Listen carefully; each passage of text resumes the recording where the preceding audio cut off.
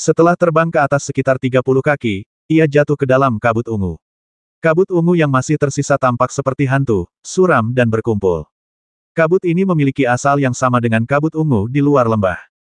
Pil detoksifikasi sudah cukup untuk melautkannya, jadi tidak perlu khawatir. Namun, begitu mereka memasuki tempat ini, penglihatan mereka terhalang.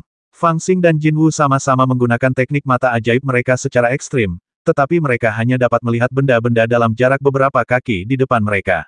Namun, formasi jimat pendeteksi jiwa 6 boneka telah diaktifkan, dan 6 roh boneka terbang diam-diam di sekitar Fang Xing dan Jin Wu untuk mendeteksi bahaya.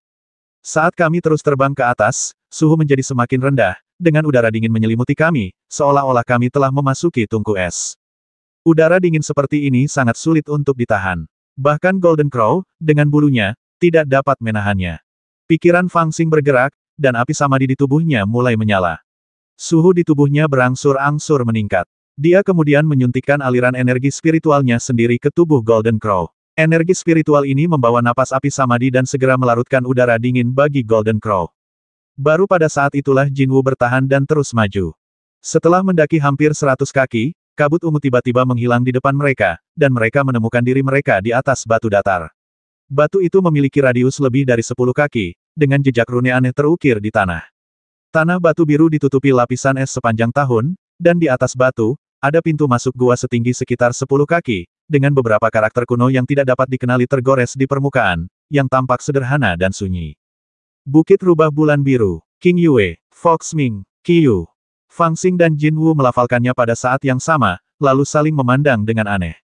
Huruf-huruf kuno di gua itu tidak umum digunakan pada era ini, dan mereka berdua penasaran tentang bagaimana pihak lain bisa mengenali huruf-huruf itu. Jin Wu pertama kali berkata ini adalah tulisan suku Ibel kuno. Aku telah mempelajarinya sebelumnya, tetapi bagaimana kamu bisa mengenalinya? Fang Xing terkekeh dan berkata, sebenarnya aku jenius dalam mempelajari rune. Aku tahu semua jenis karakter kuno, tapi aku tidak mau repot-repot mempelajarinya. Jin Wu sudah tahu bahwa dia punya banyak cerita hantu, tetapi ketika dia melihat bahwa dia menolak untuk menceritakannya, dia berhenti bertanya. Sebenarnya, bagi pihak lain, tidak sulit untuk mengenali beberapa karakter dari klan Ibel kuno. Dia dapat mengetahui artinya hanya dengan melihat cermin dewa Yin Yang dan Ibel. Ayo pergi. Fang Xing melompat dari punggung Golden Crow, mendekati pintu masuk gua, melihat ke dalam dengan hati-hati, dan berseru, "Hei, apakah ada orang di sana?" Suara itu bergema dan perlahan menyebar ke dalam gua, dan tidak seorang pun tahu seberapa dalamnya. Burung gagak emas terkejut, mengepakkan sayapnya, dan berbisik, menurutmu aku ke sini untuk berkunjung. Kenapa kau bertanya apakah ada orang di sini? Fang Xing berbalik dan memarahi, kamu tidak tahu apa-apa. Kalau ada bahaya di sana, aku pasti sudah mengusirnya. Jin Wu mengedipkan matanya dan merasa bahwa perkataannya tampak masuk akal, tetapi dia tidak berani menyetujuinya. Setelah menunggu cukup lama, tidak ada pergerakan di dalam, jadi Fang Xing memberanikan diri dan bergegas masuk. Jin Wu mengeraskan hatinya dan mengikutinya dengan takut-takut. Mereka melewati koridor berlapis batu giok, dan gua menjadi lebih luas, tetapi udara dinginnya begitu mengejutkan sehingga tampaknya dapat membekukan orang sampai mati. Untungnya, Fang Xing memiliki api sejati samadhi untuk menahannya, dan tidak takut dengan udara dingin. Dengan bantuannya, Jin Wu mampu bertahan. Tanahnya berantakan, seolah-olah baru saja melalui pertempuran hebat. Setiap beberapa langkah, Anda dapat melihat beberapa kerangka, beberapa masih utuh, sementara yang lain pecah menjadi beberapa bagian. Semuanya membeku kaku seperti batu dan ditutupi lapisan es. Selain itu, karena usia, sulit untuk membedakan penampilan aslinya. Di sekitar kerangka tersebar banyak instrumen magis, ramuan, del. Tampaknya kerangka-kerangka inilah yang tersebar di koridor setelah kematian mereka. Ketika Jin Wu melihatnya, dia sedikit bersemangat. Dia melirik beberapa kali ke arah peralatan ajaib yang menarik perhatiannya dan ingin mengambilnya, tetapi dihentikan oleh Fang Xing, yang berkata, menurut akal sehat, semua yang ada di luar adalah sampah. Barang bagus pasti ada di dalam. Ayo masuk dan lihat dulu.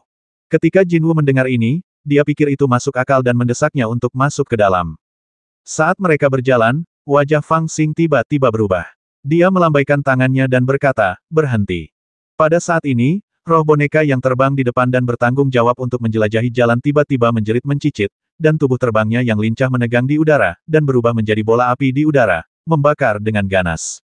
Apa-apaan? Jin Wu berteriak dengan suara gemetar. Fang Xing juga memusatkan pandangannya, menatap ke depan. Tidak ada apapun di depannya, tetapi perlahan-lahan muncullah hantu perempuan yang mengerikan dan hina. Dia mengenakan gaun putih pucat, dengan rambut hitam acak-acakan yang menjuntai di depan wajahnya. Dia terus meronta, tubuhnya berputar-putar dengan aneh. Roh boneka itu terperangkap di telapak tangannya yang ramping, terbakar kesakitan dan berubah menjadi api. Yaitu, Jinwu bertanya dengan suara gemetar dan panik. Budak hantu terlarang Yin. Fang Xing memanggil nama gadis hantu itu dengan suara yang dalam. Dia menatapnya dengan cermin dewa dan ibel Yin Yang, namun tidak dapat mengetahui apa kultivasi hantu perempuan itu, tetapi dia mengidentifikasi nama ini. Tampaknya hantu perempuan ini bukanlah makhluk spiritual, melainkan sebuah objek. Jika itu adalah benda spiritual, biasanya hanya wujud asli dan tingkat kultivasinya saja yang dapat diidentifikasi. Itulah benda ini. Ketika Fang Xing mengucapkan nama itu, Jinwu tampaknya sudah menebaknya. Dia berkata dengan panik, kita berdua dalam masalah besar hari ini. Aku tidak menyangka akan ada hantu seperti itu di sini. Jika aku tahu, aku tidak akan pernah masuk bahkan jika kau membasmiku. Apakah benda ini kuat? Fang Xing berbalik dan bertanya pada Jinwu. Dia menggunakan cermin dewa dan ibel Yin Yang untuk mencari tahu nama benda ini, dan bahkan mengidentifikasi beberapa fungsinya, tetapi dia tidak tahu asal-usulnya. Jinwu gemetar dan berkata, tentu saja itu kuat. Aku pernah melihatnya di kitab suci ras ibel. Itu seharusnya adalah benda yang disempurnakan oleh mantra sihir kuno. Menurut legenda, bahkan orang kuat di tingkat jin dan akan terinfeksi oleh energi hantu dan cahaya dannya akan tercemar jika dia tertangkap olehnya, dan kultivasinya akan sia-sia. Adapun semut kecil seperti kita akan mati jika kita menyentuhnya. Fang Xing menatap budak hantu itu sejenak dan berkata, dia tampak bodoh. Jangan sentuh dia, kan? Dia tidak begitu takut. Dilihat dari nama hantu perempuan yang dapat diketahui oleh cermin ibel dan dewa Yin Yang, itu pasti sudah mati. Selama itu adalah benda mati, pasti ada jejak yang bisa diikuti, jadi itu akan membawa keberuntungan dan menghindari malapetaka. Tidak perlu takut dengan reputasinya yang jahat. Jinwu hampir menangis ketakutan melihat Fang Xing, lalu berteriak, mudah saja bagimu untuk berkata begitu, bisakah kau tidak menyentuhku saja? Fang Xingdao berkata kadang-kadang dia bergerak dan kadang-kadang diam. Tampaknya ada pola tertentu. Dia bergerak mengikuti operasi lingkaran sihir. Biarkan aku mempelajarinya. Dia memusatkan pandangannya dan menatap lurus ke depan. Pada saat ini, roh boneka itu telah berubah sepenuhnya menjadi gumpalan asap di tangan gadis hantu itu. Gerakan-gerakan gadis hantu itu juga berhenti. Dia hanya berdiri di sana sendirian, tak bergerak. Ada cahaya redup di tubuhnya yang muncul dan menghilang dari waktu ke waktu, kadang-kadang berhenti sejenak, dan kadang-kadang berhenti lebih lama.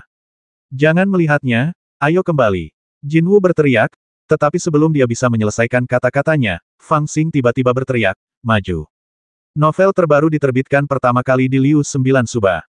Dengan suara Swiss, dua sayap emas muncul di belakangnya. Cahaya keemasan menyala, dan orang itu berubah menjadi aliran cahaya, dan dia melewati hantu perempuan itu.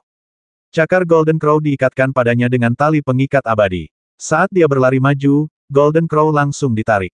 Saat melewati hantu perempuan itu, Jinwu bahkan merasakan rambut hantu itu menyentuh mulutnya, dan jantungnya berhenti berdetak sejenak karena ketakutan. Oh, kamu ketakutan setengah mati, iya. Fang Xing terkejut melihat tubuh Jinwu kaku dan tergeletak tak bergerak di tanah, lalu menendangnya dengan jari kakinya. Wah, dasar orang menyebalkan kecil, apa kau mencoba membasmi Tuan Jin? Jinwu baru saja pulih dari napasnya, dan begitu ketakutan hingga bulu-bulu emasnya berdiri tegak. Dia melompat dan siap untuk melawan Fang Xing sampai mati. Hentikan, jika kita mengganggu hantu perempuan ini, kita berdua akan mati.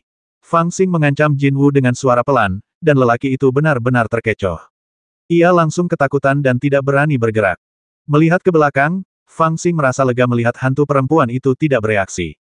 Tampaknya kesimpulanku benar, meskipun makhluk ini tampak seperti hantu wanita, ia telah kehilangan spiritualitasnya dan mirip dengan sebuah objek. Saat mereka terus maju, mereka perlahan-lahan menemukan semakin banyak susunan sihir dan larangan. Semuanya aneh, beragam, dan ganjil. Bahkan ketika mereka berada di kedalaman lebih dari 100 kaki di dalam gua, Fang Xing melihat mayat seorang lelaki tua. Dilihat dari embun beku di tubuhnya, lelaki tua ini telah meninggal jauh lebih awal daripada mayat-mayat lainnya. Jinwu menduga bahwa dia seharusnya adalah salah satu pemimpin sekte 100 binatang yang telah memasuki gua sebelumnya. Namun, gua yang aneh dan misterius ini mungkin merupakan tempat yang mematikan bagi yang lain, tetapi di hadapan Fang Xing dan Jinwu, sepasang badut pemberani dan berhati-hati, hal itu masih dapat diselesaikan. Selain itu, senjata ajaib dan jimat mereka dapat mengatasi segala macam perubahan. Mereka benar-benar menerobos masuk ke dalam gua tanpa bahaya apapun. Menghitung jaraknya, mereka hampir menembus gua sejauh hampir 1000 kaki. Tepat pada saat ini, Fang Xing dan Jin Wu tiba-tiba melihat bahwa area di depan mereka tiba-tiba terbuka, dan ruang terbuka yang luas muncul. Di tengah ruang terbuka itu, ada istana besar yang menjulang dari tanah. Istana itu seram seperti kota hantu dan sudah hancur. Di pintu masuk istana, ada 2 pintu perunggu besar, yang setengah terbuka. Di dalamnya gelap, dan ada bayangan yang tak terhitung jumlahnya di depan pintu, berlutut di tanah. Setelah melihat lebih dekat, Fang Xing dan Jin Wu tercengang. Mereka yang berlutut di depan gerbang istana sebenarnya adalah mayat. Mayat berlutut. Ada puluhan mayat, semuanya berlutut. Entah kesalahan apa yang telah mereka perbuat sehingga mereka harus berlutut di depan kuil selama entah berapa tahun sebelum meninggal, tidak dapat berdiri lagi. Ya ampun, yang di depan, kenapa mahkotanya mirip dengan yang dipakai oleh Grand Master Istana Fuyao? Pandangan Jin Wu tiba-tiba tertuju pada kepala seseorang di barisan depan mayat yang berlutut, ekspresinya dipenuhi ketakutan. Guru besar Istana Fuyao, Fang Xing juga terkejut. Mungkinkah salah satu mayat yang berlutut itu sebenarnya adalah Grand Situ dari generasi yang tidak diketahui di Istana Fuyao? Dan orang itu, mengenakan jubah yang memiliki pahala tak terbatas. Itu, pakaian kepala biksu kuil Lingshan. Tubuh manusia dengan kepala naga, mengenakan jubah yang terbuat dari awan yang mengambang, mungkinkah itu adalah penguasa naga laut Changlan? Platform teratai ungu 7 bintang, mahkota guntur 9 surga. Apakah kepala istana awan ungu juga berlutut di sini? Jin Wu mengenali banyak kostum yang dikenalnya dan memanggil nama mereka satu persatu. Banyak tokoh penting yang hampir menangis ketakutan. Fang Xing agak terkejut mendengar begitu banyak nama terhormat, tetapi dia tidak panik. Dia menamparkan kepala Jin Wu yang hampir mati ketakutan, dan mengumpat, "Mengapa kamu berteriak?" Jin Wu berkata dengan wajah sedih, "Begitu banyak pria kuat berlutut di sini, apakah kamu tidak takut?" Fang Xingdao, dia adalah orang yang kuat saat masih hidup, tetapi sekarang dia hanyalah mayat. Apa yang perlu ditakutkan? Jin Wu hanya terdiam, dan di saat yang sama dia sangat terkesan dengan keberanian orang menyebalkan kecil ini. Saya juga merasakannya saat berada di luar sebelumnya. Semua fenomena aneh itu adalah susunan sihir yang beroperasi secara otomatis. Setelah masuk, meskipun ada beberapa hal aneh, semuanya adalah benda mati. Tidak ada roh di dalamnya. Tidak ada yang perlu ditakutkan, guk-guk liar di luar lebih menakutkan daripada di sini. Guk-guk liar itu jahat dan akan datang dan menggigit Anda tiba-tiba, tetapi benda mati jauh lebih patuh dan tidak akan mengambil inisiatif untuk memprovokasi Anda. Fang Xing berbicara sangat logis dan melihat sekelilingnya dengan acuh tak acuh.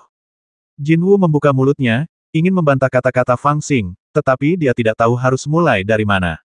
Pada saat ini, tiba-tiba ada gelombang kekuatan seperti gelombang laut di sekitar mereka, menyapu ke arah mereka dari segala arah. Fang Xing dan Jin Wu sama-sama terkejut menemukan bahwa formasi gua rubah, yang sebelumnya sangat tenang, benar-benar mulai beroperasi pada saat ini. Dengan naik turunnya kekuatan yang mengerikan, 8 gerbang berubah, hidup dan mati silih berganti, dan bahaya mengintai di semua sisi. Cepatlah, tempat kita berada sekarang akan menjadi jalan buntu. Fang Xing sangat terkejut, lalu dia lari ke depan sambil menarik Jin Wu bersamanya. Jin Wu berteriak, "Jangan lari ke arah itu." Fang Xing mengutuk, "Punggungmu berubah menjadi gerbang kematian, apakah kamu ingin ditekan oleh kekuatan seluruh formasi?" Sambil mengumpat, dia menarik Jin Wu dan lari cepat. Jin Wu bahkan tidak bisa menangis lagi, dan berteriak putus asa, "Tapi kamu sekarang bergegas ke aula." Tidak diketahui apakah Fang Xing melakukannya dengan sengaja atau tidak, tetapi dia lolos dari gerbang kematian formasi dan langsung berlari menuju aula hitam dengan pintu setengah terbuka. Dia menarik Golden Crow masuk tanpa ragu-ragu. Saat mereka memasuki aula, kekuatan tak terlihat dan kuat turun, dan di telinga mereka, mereka sepertinya mendengar desahan panjang, sunyi, dan marah. Selama dauku tidak padam, ia tidak akan mati. Selama ia tidak mati, ia tidak akan hancur. Selama ia tidak hancur, dauku akan tetap ada selamanya. Siapa yang berbicara? Telinga Fang Xing tiba-tiba menjadi tajam, dan dia mengamati aula. Dia mencoba yang terbaik untuk mengoperasikan cermin dewa dan Ibel Yin Yang, tetapi dia tidak merasakan adanya kehidupan. Dan kecuali suara yang terdengar saat saya pertama kali memasuki aula, tidak ada suara lain lagi. Jin Wu bangkit dari tanah, dan berkata dengan air mata di matanya, "Dasar orang menyebalkan, kau selalu membuat onar. Jika Tuan Jin tinggal bersamamu, cepat atau lambat dia akan dibasmi olehmu.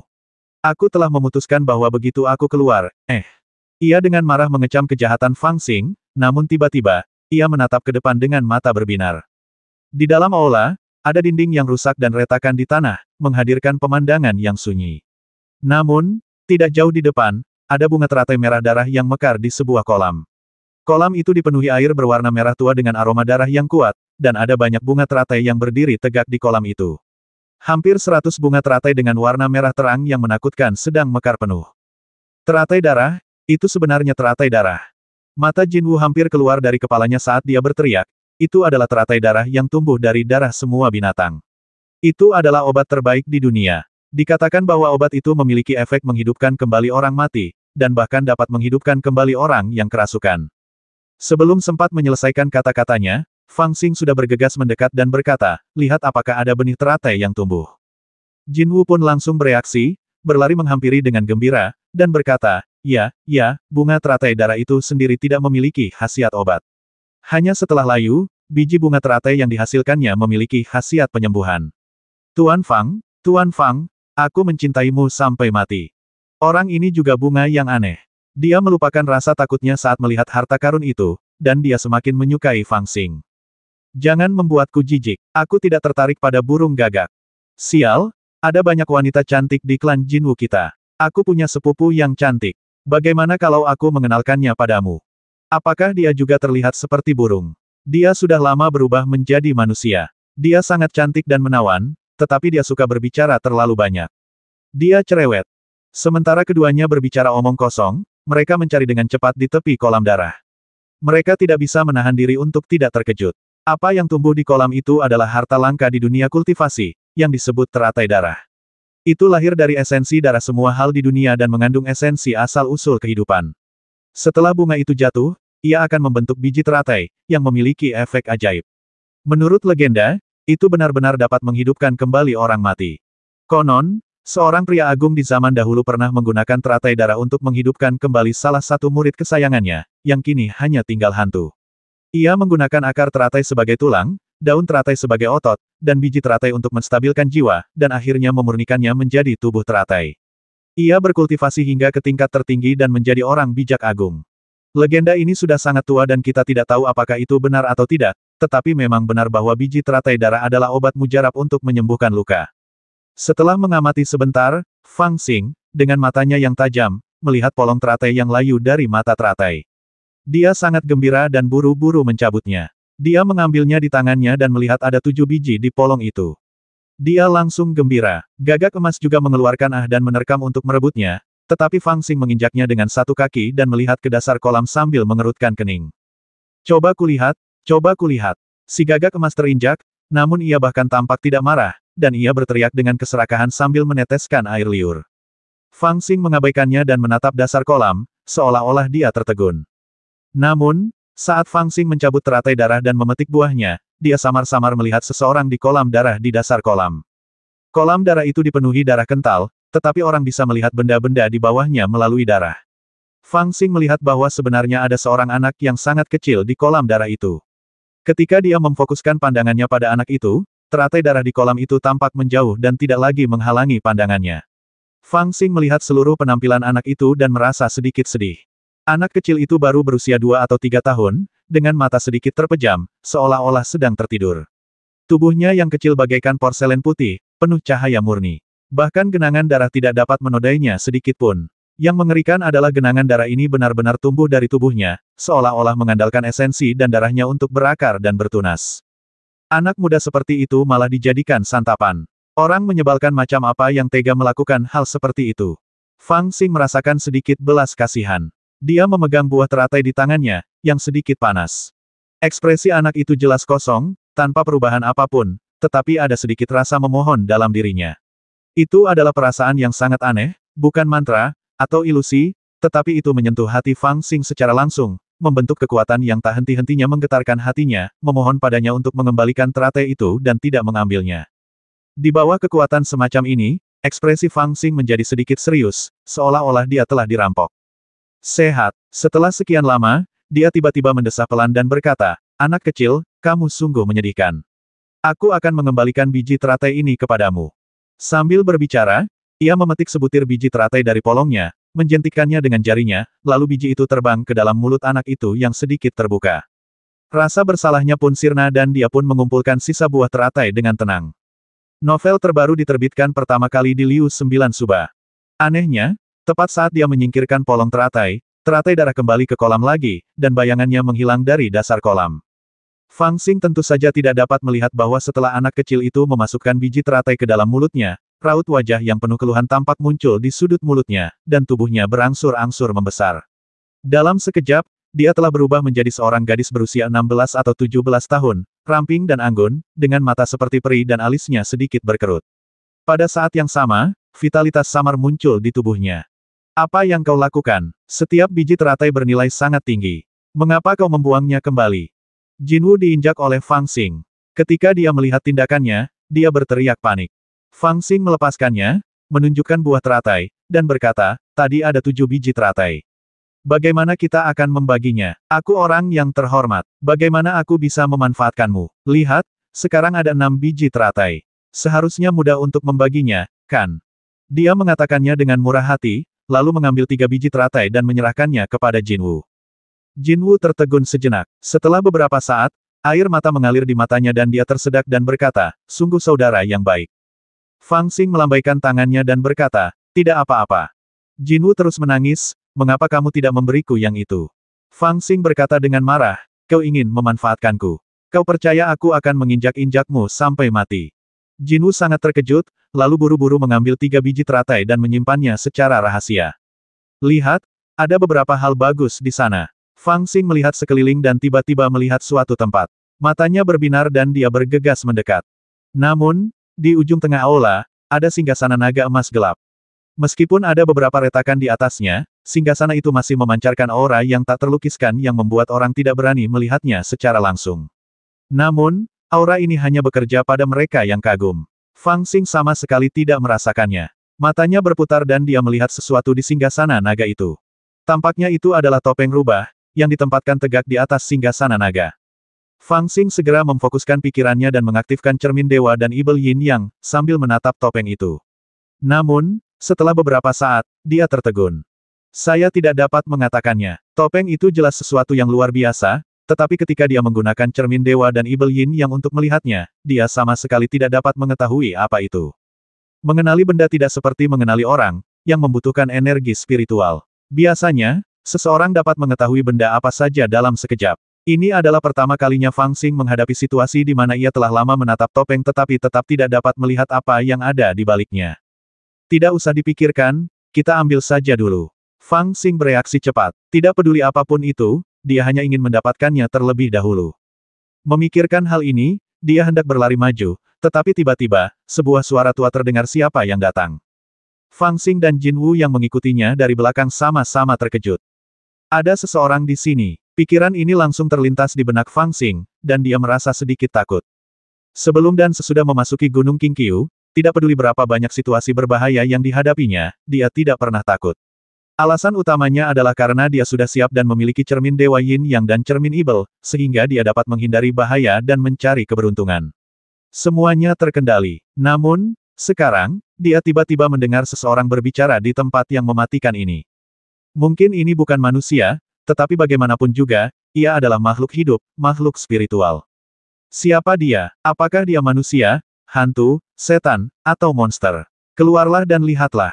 Fang Xing terkejut, lalu cepat mundur selangkah, memegang pedangnya di dada, dan berteriak keras.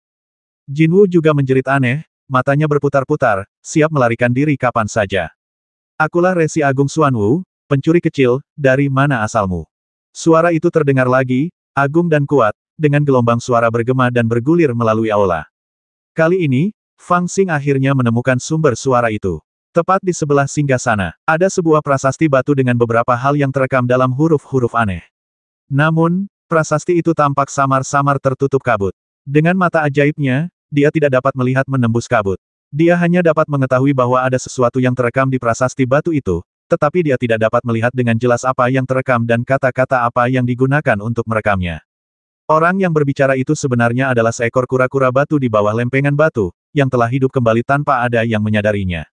Fang Xing menatap kura-kura batu itu dengan tatapan aneh di matanya. Setelah beberapa saat, dia bertanya dengan heran kura-kura itu berbicara. Kura-kura batu itu marah dan berteriak, omong kosong apa yang kau bicarakan, pencuri kecil. Aku adalah Sage Agung Xuanwu. Beraninya kau masuk tanpa izin ke Istana Abadi. Kejahatan apa yang harus kau perbuat? Fang Xing mengamatinya dengan saksama, dan cermin dewa dan ibel yin yang dengan cepat berbalik dan mengenalinya lagi, dan menemukan bahwa itu adalah kura-kura batu yang membawa prasasti, tetapi karena suatu alasan ia telah hidup kembali. Ia tampak seperti benda spiritual, tetapi juga seperti benda mati.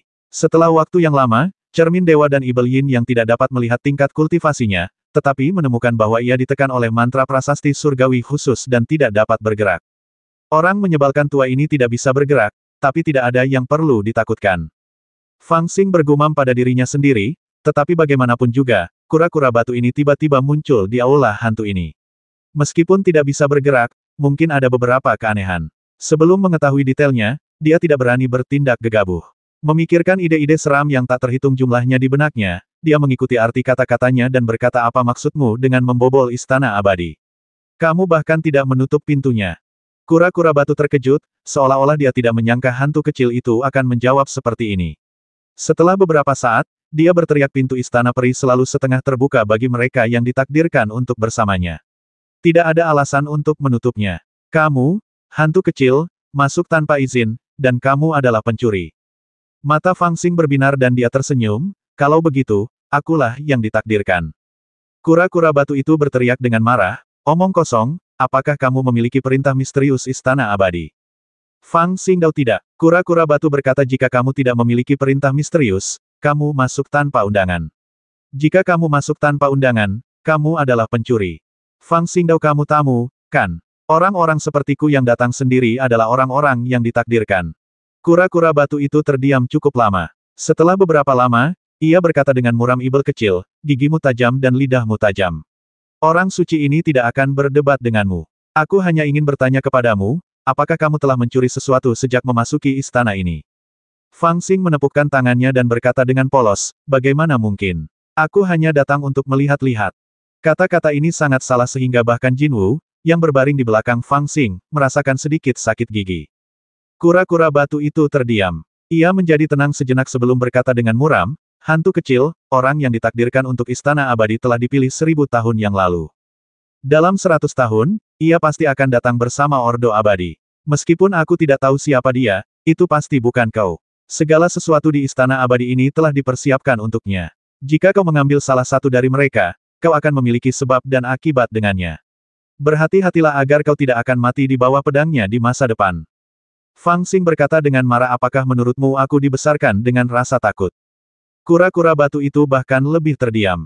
Setelah jeda, dia membawa topik pembicaraan kembali ke jalur yang dia bayangkan. Dia berkata dengan dingin, namun, karena kamu bisa datang ke sini hidup-hidup dengan tubuh spiritualmu, kamu pasti beruntung. Aku, Sage Agung Xuanwu, akan memberimu kesempatan. Jika kamu bersedia menandatangani kontrak darahku dan menjadi pelayanku, aku pasti akan memberimu kesempatan besar.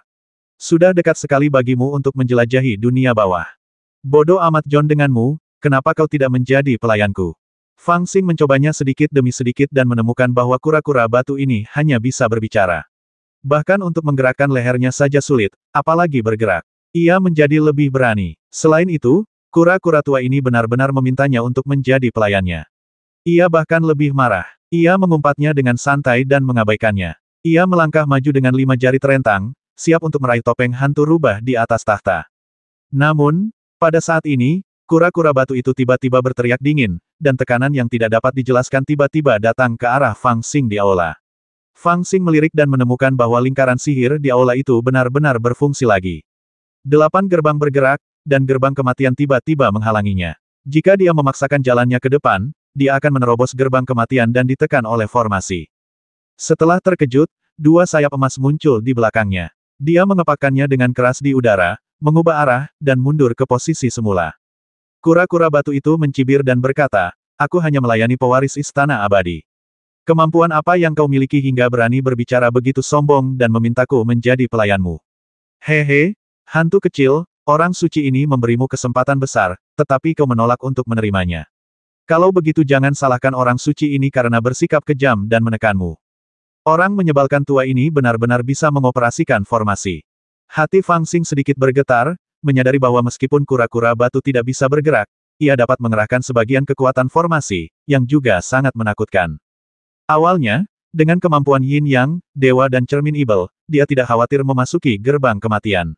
Namun, jika seseorang mengendalikan formasi dan dengan sengaja mengaktifkan formasi untuk menekannya, itu akan sangat berbahaya.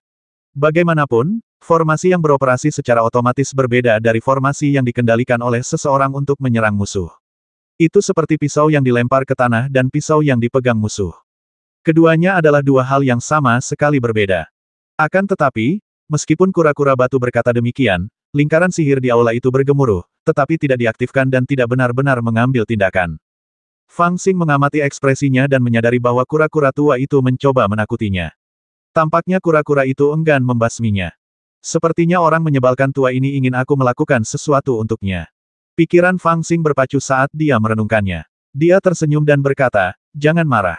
Mari kita bicara lebih lanjut." Kura-kura batu itu mengangkat suaranya dan berteriak dingin, "Apa lagi yang perlu dibicarakan? Aku akan menekanmu sekarang." Bahkan saat dia berbicara, formasi itu belum juga datang. Fang Xing semakin yakin bahwa dia tidak akan mau membasminya, jadi dia berkata sambil tersenyum, "Jika kamu membasmiku, tidak akan ada yang bisa masuk selama 1000 atau 800 tahun. Bagaimana dengan ini? Mari kita mengobrol. Kamu terus mengatakan bahwa jika aku menjadi pelayanmu, kamu akan memberiku keuntungan, tetapi kamu tidak bisa mengatakannya begitu saja tanpa bukti. Keuntungan apa yang kamu bicarakan? Katakan padaku dulu."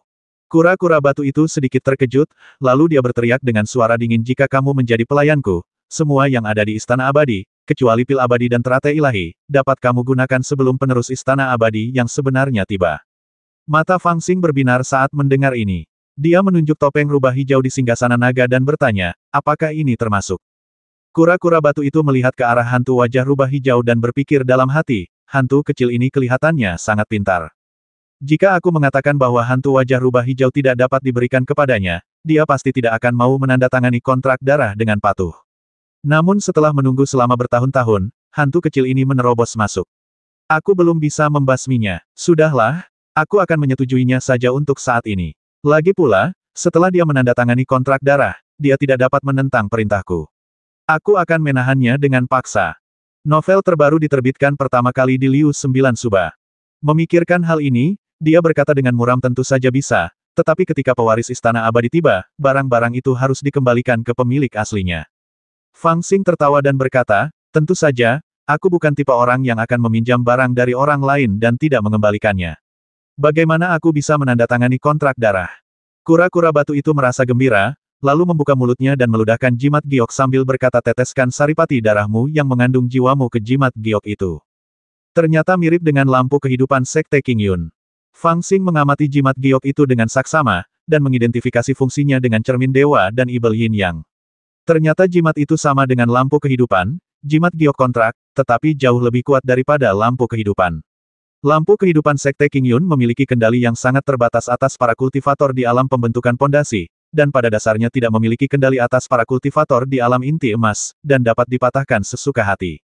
Namun, meskipun token giok ini terhubung dengan prinsip lampu kehidupan, kekuatan kendalinya sangat kuat. Saya khawatir bahkan seorang kultivator jiwa baru lahir pun dapat melawannya. Hantu kecil, apa yang kau pikirkan? Jika kau menandatangani kontrak ini, kau akan memiliki kesempatan besar dan akan sukses mulai sekarang. Kura-kura batu membuka mulutnya dengan suara tegas, menggoda Fang Xing. Fang Xing merenung sejenak, lalu tiba-tiba berkata, "Biarkan aku memikirkannya terlebih dahulu." Setelah berkata demikian, dia duduk bersila, memejamkan matanya sedikit, dan tampak sedang memikirkannya dengan serius. Jinwu di belakangnya sedikit cemas dan menendangnya dengan hati-hati, menyuruhnya untuk tidak setuju. Kura-kura batu memperhatikan gerakan kecil burung gagak emas dan mengutuk gagak pencuri itu, "Apakah kamu ingin mati?" Jinwu hanya menundukkan lehernya karena takut dan tidak berani berbicara.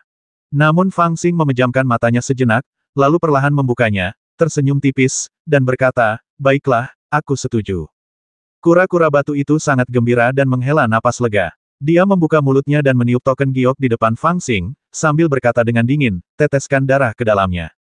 Fang Xing mengangguk, dan di bawah tatapan cemas Jinwu, dia memotong ke-10 jarinya dan meneteskan setetes darah ke token giok.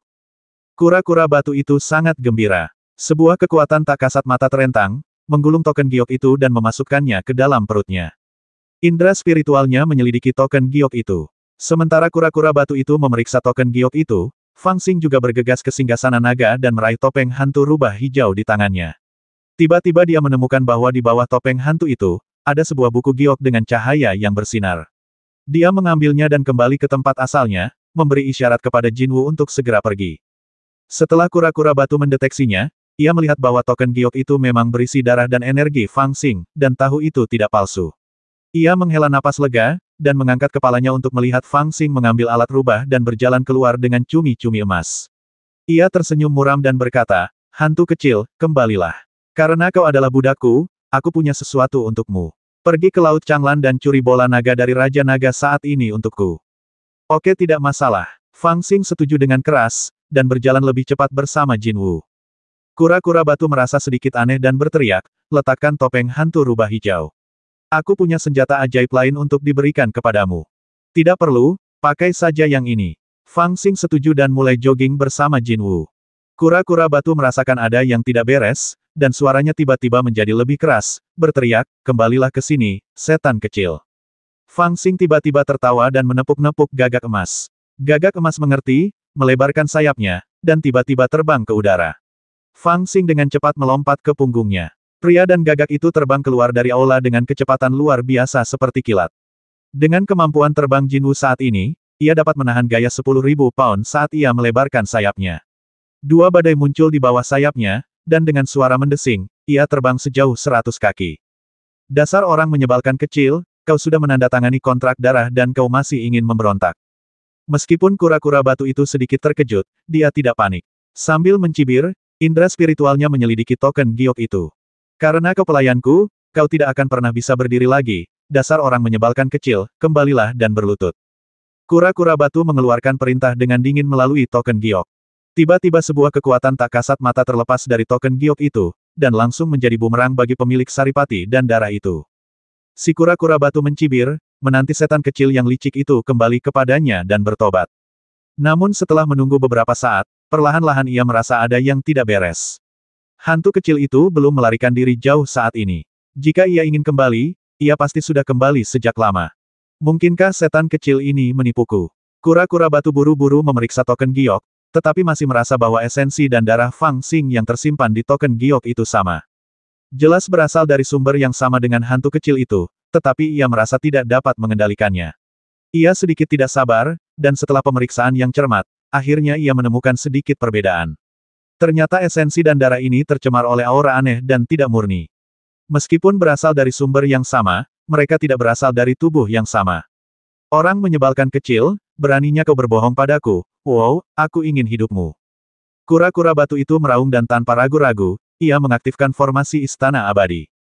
Namun, ia tidak dapat lagi melihat di mana Fang Xing berada, dan ia telah ditekan selama bertahun-tahun. Ia baru saja terbangun, sehingga kesadarannya rusak parah dan tidak dapat menutupi seluruh aula.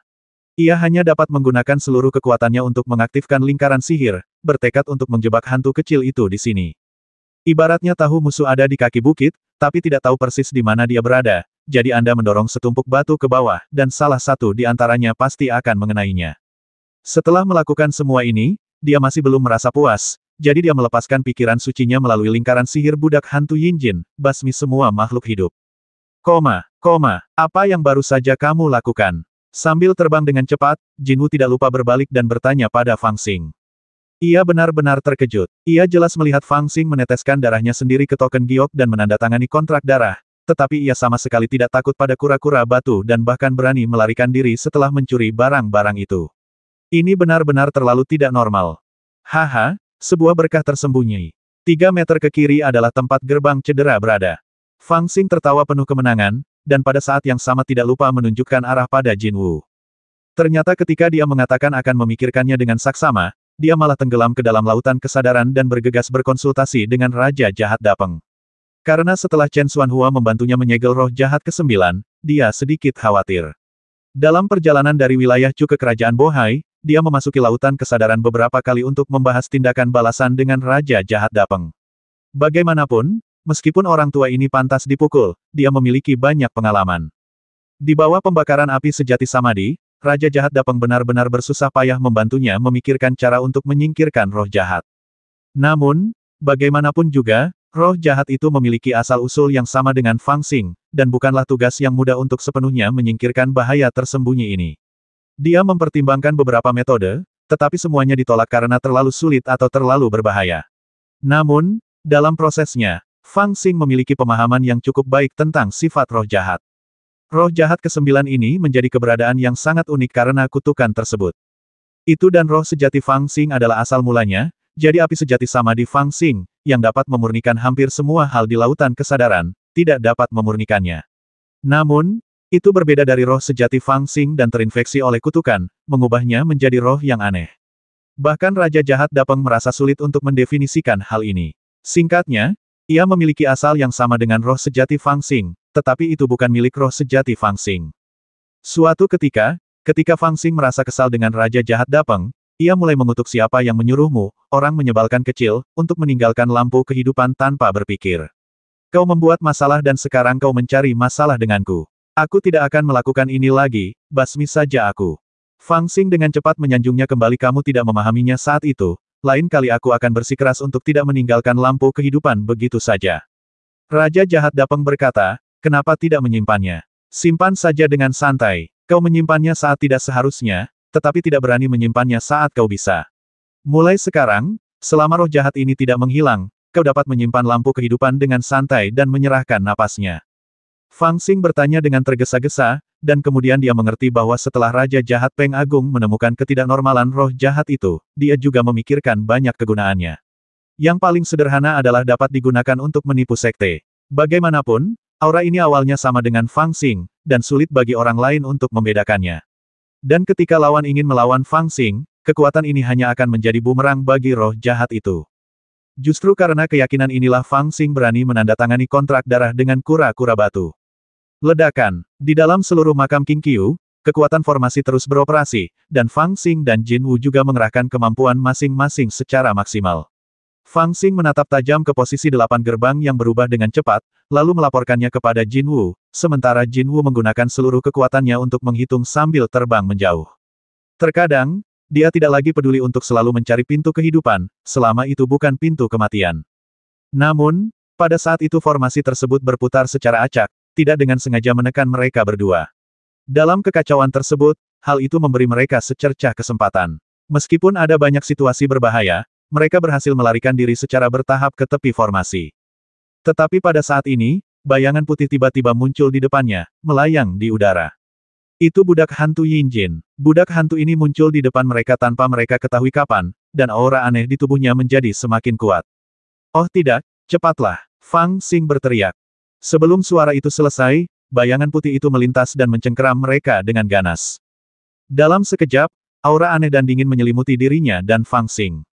Reaksi Jin Wu juga sangat cepat. Dia melebarkan sayapnya dengan penuh semangat dan melewati budak hantu Yinjin dari sudut tertentu. Budak hantu Yinjin tiba-tiba mengulurkan tangannya untuk meraih, stoking sutra hitamnya yang kusut berkibar, memperlihatkan wajahnya yang selama ini disembunyikan oleh rambut hitam. Wajah itu sangat cantik, tetapi sangat pucat, dengan pupil mata yang kusam, tanpa jejak kehidupan. Namun, gerakannya secepat kilat, dan dia mengulurkan tangan untuk meraih gagak emas dengan punggung tangannya. Dengan kecepatan yang mencengangkan, tidak ada kemungkinan bagi gagak emas untuk menghindari cengkeraman ini. Roh boneka, pergi. Fang Xing berteriak pada saat ini, dan langsung mengendalikan 5 roh boneka hidup untuk bergegas menuju budak hantu Yinjin. Pada saat ini, Jin Wu juga memilih untuk mempercayai Fang Xing. Dia bahkan tidak melihat Yinjin Guinu dan bergegas maju dengan mata tertutup. Swoosh, swoosh, swoosh, swoosh. Kelima roh boneka itu pun bergegas menuju ke arah budak hantu itu, dan satu persatu menghantam tangan budak hantu yang mencengkeramnya. Ledakan, dentuman, dentuman, dentuman. Novel terbaru diterbitkan pertama kali di Liu 9 Suba. Begitu roh boneka itu menyentuh tangan ramping dan pucat budak hantu itu, tangan itu langsung berubah menjadi api. Sekaligus 5 kobaran api membubung satu demi satu, namun mereka nyaris tak mampu menghalangi cengkeraman itu. Pada saat ini, jimat pendeteksi jiwa 6 boneka yang digantung Fang Xing di pinggangnya tiba-tiba meledak, dan energi spiritual meluap. Jimat itu hancur. Untungnya, dia akhirnya mendapat kesempatan. Memanfaatkan kesempatan ini, Jin Wu bergegas ke belakang Yinjin Guinu. Budak hantu Yinjin tidak meraih apapun dan segera berbalik tanpa ekspresi, melayang ke arah Golden Crow. Kecepatannya sungguh luar biasa cepat. Lari, lari. Fang Xing menggunakan semua jenis pedang terbang dan jimat untuk melancarkan serangan gila untuk menghentikan budak hantu Yinjin di belakangnya, sambil mendesak Jin Wu untuk melarikan diri dengan cepat. Aku melarikan diri, aku melarikan diri. Sebenarnya, dia tidak perlu mendesaknya. Jinwu juga menggunakan seluruh kekuatannya, dan lidahnya menjulur keluar dari mulutnya seperti guk-guk. Meski begitu, budak hantu Yinjin di belakangnya masih mendekat dengan cepat. Pada saat ini, tiba-tiba ke arah dua orang pertama melarikan diri, ada bayangan putih samar yang bergoyang terus-menerus, 1, 2, 3, 4. Di depan mereka dan bahkan di sekitar mereka, ada budak hantu Yinjin yang terus-menerus bergegas, begitu padat sehingga tampaknya ada ratusan dari mereka. Melihat ini, Jinwu menjerit dan hampir ingin basmi diri dengan membenturkan kepalanya ke dinding. Siapa yang mengira setelah tak mampu lepas dari kejaran satu orang budak hantu Yinjin, tiba-tiba muncul sebanyak itu. Apakah Anda ingin membiarkan orang hidup? Ada pengejar di belakangnya dan blokade di depannya. Sisi kiri dan kanan juga tidak aman. Dia dikepung dan mata Fang Xing tidak bisa tidak menjadi tajam. Jin tua, apakah kamu siap? Fang Xing berteriak, dan pada saat yang sama mengeluarkan jimat giok dan memegangnya erat-erat di tangannya. Itu adalah jimat teleportasi 10 mil. Mereka melihat hampir 100 budak hantu di depan, belakang dan di sekitar mereka berlari ke arah mereka dengan gila-gilaan. Fang Xing berteriak keras dan tiba-tiba mengaktifkan jimat teleportasi 10 mil. Secercah inspirasi muncul, dan riak-riak muncul di udara. Fang Xing dan Jin Crow menghilang pada saat yang sama. Hampir 100 budak hantu Yinjin bergegas mendekat, tetapi mangsanya tiba-tiba menghilang dan gerakan mereka berhenti tiba-tiba. Dengan kecepatan yang demikian cepat, mereka tidak saling bertabrakan. Mereka berhenti sejenak, lalu melayang di udara, menatap kosong ke sekeliling. Tak lama kemudian, mereka melihat kehadiran Fang Xing dan Jin Wu lagi di depan mereka, dan mereka semua mengejarnya lagi. Pada saat ini, Fang Xing dan Jin Wu, melalui jimat teleportasi 10 mil, akhirnya sampai ke koridor asli.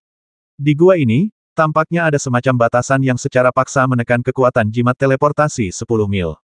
Awalnya, bahkan di dunia kecil seperti Xiao Qianyan, senjata sihir tingkat atas yang dapat langsung berteleportasi ke jarak 10 mil jauhnya hanya dipindahkan sekitar 300 kaki kali ini. Namun, Jinwu telah lolos dari kematian, jadi bagaimana mungkin dia berani mengatakan hal lain. Ketika dia melihat pintu masuk gua, dia langsung berteriak kaget. Meskipun dia lelah seperti guk-guk mati, dia mengumpulkan sisa kekuatannya dan bergegas keluar dari gua dengan marah. Budak hantu Yinjin di belakangnya mengejarnya dengan wajah tanpa ekspresi, dan jarak di antara mereka terus memendek, 300 kaki, 250 kaki, 200 kaki. Dengan suara wosh, burung gagak emas akhirnya keluar dari gua dan menukik ke bawah. Pada saat ini, pendeta Tao yang gemuk itu sedang mempersembahkan korban darah, berharap sesuatu akan jatuh dari atas. Namun, Fang Xing dan Jin Wu jatuh ke atas meja giok, mengira mereka sudah terbebas dari bahaya. Namun, ketika mereka mendongak, mereka melihat pendeta Tao gendut, dan mereka langsung berteriak kaget. Pendeta Tao gendut itu tiba-tiba pingsan. Meskipun dalam hatinya dia bertanya-tanya apakah Fang Xing, si orang menyebalkan kecil itu, akan muncul lagi dan membantunya seperti sebelumnya, dia tidak pernah menyangka bahwa dia benar-benar akan jatuh dari atas. Kamu. Sebelum pendeta Tao yang gemuk itu sempat mengajukan pertanyaan, raut wajah Fang Xing tiba-tiba berubah lagi, dan dia melompat dengan suara wosh. Dia sudah samar-samar merasakan bahwa di kabut ungu di atasnya, aura berbahaya tengah melonjak, seolah-olah seorang budak hantu tengah mengejarnya. Hai teman-teman, tolong bantu aku. Ketika dia mendongak, dia melihat Ying Xiu, pemimpin sekte binatang buas, yang juga berdiri di sana dengan ekspresi bingung di wajahnya. Fang Xing berteriak dan bergegas menuju Ying Xiu dengan gagak emas di tangannya. Kultivasi Ying Xiu secara alami lebih tinggi darinya, tetapi dia terlalu kagum dengan makam King Qiu. Ketika dia melihat Fang Xing jatuh dari sana, dia terkejut dan takut, dan tidak berani menyerangnya. Melihatnya berlari ke arahnya, dia hanya minggir dan menatapnya dengan waspada. Dan Fang Xing tidak berniat melawannya. Dia bergegas melewatinya dan bersembunyi di belakangnya. Ying Xiu penuh kebingungan dan hendak bertanya ketika dia tiba-tiba merasakan beberapa aura yang sangat berbahaya. Berdengung. Tanpa sempat berpikir, Ying Xiu tiba-tiba berbalik dan mengulurkan tangannya. Di atas kepalanya, muncul bayangan seekor singa berkepala 9, berubah menjadi struktur seperti penghalang, menghalangi di depannya dan meraung ke udara. Pada saat ini, seorang wanita berpakaian putih tiba-tiba muncul di kabut ungu, dan auranya mengunci Fang Xing di belakang Ying Xiu. Dia menerkamnya dalam sekejap dan mencoba menangkapnya. Namun, dia adalah makhluk mati dan tidak tahu bagaimana beradaptasi. Meskipun Ying Xiu menghalangi Fang Xing, dia tetap maju. Sepertinya dia mencoba menangkap Ying Xiu secara langsung. Ying Xiu merasakan aura mengerikan yang keluar dari dirinya, meraung ketakutan, dan berusaha sekuat tenaga untuk melawan. Berdengung, wanita berpakaian putih itu mengulurkan cakarnya untuk mencengkeram dada Ying Xiu, tetapi pada saat ini, kulitnya tiba-tiba mulai retak, berubah menjadi abu terbang dan melayang di udara. Sebenarnya, perubahan ini sudah dimulai setelah dia keluar dari jangkauan kabut ungu. Tanpa perlindungan kabut ungu, tubuhnya mulai membusuk, dan sedikit demi sedikit, berubah menjadi abu terbang. Tepat saat dia akan dibasmi oleh cengkeraman itu, tubuhnya tiba-tiba meledak dan berubah menjadi abu. Kabut ungu semacam itu adalah racun yang sangat sulit ditolak oleh para praktisi, tetapi baginya, itu adalah semacam perlindungan. Setelah lolos dari kabut beracun dan muncul di udara, tubuhnya mulai hancur tak terkendali.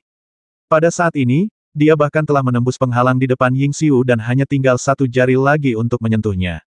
Ying Xiu baru saja membangun fondasinya, tetapi pada saat ini dia begitu ketakutan hingga jiwanya gemetar dan keringat dingin pun membasahi sekujur tubuhnya. Penatua Moye, yang tidak jauh darinya, terkejut dan bergegas untuk memeriksa luka-lukanya.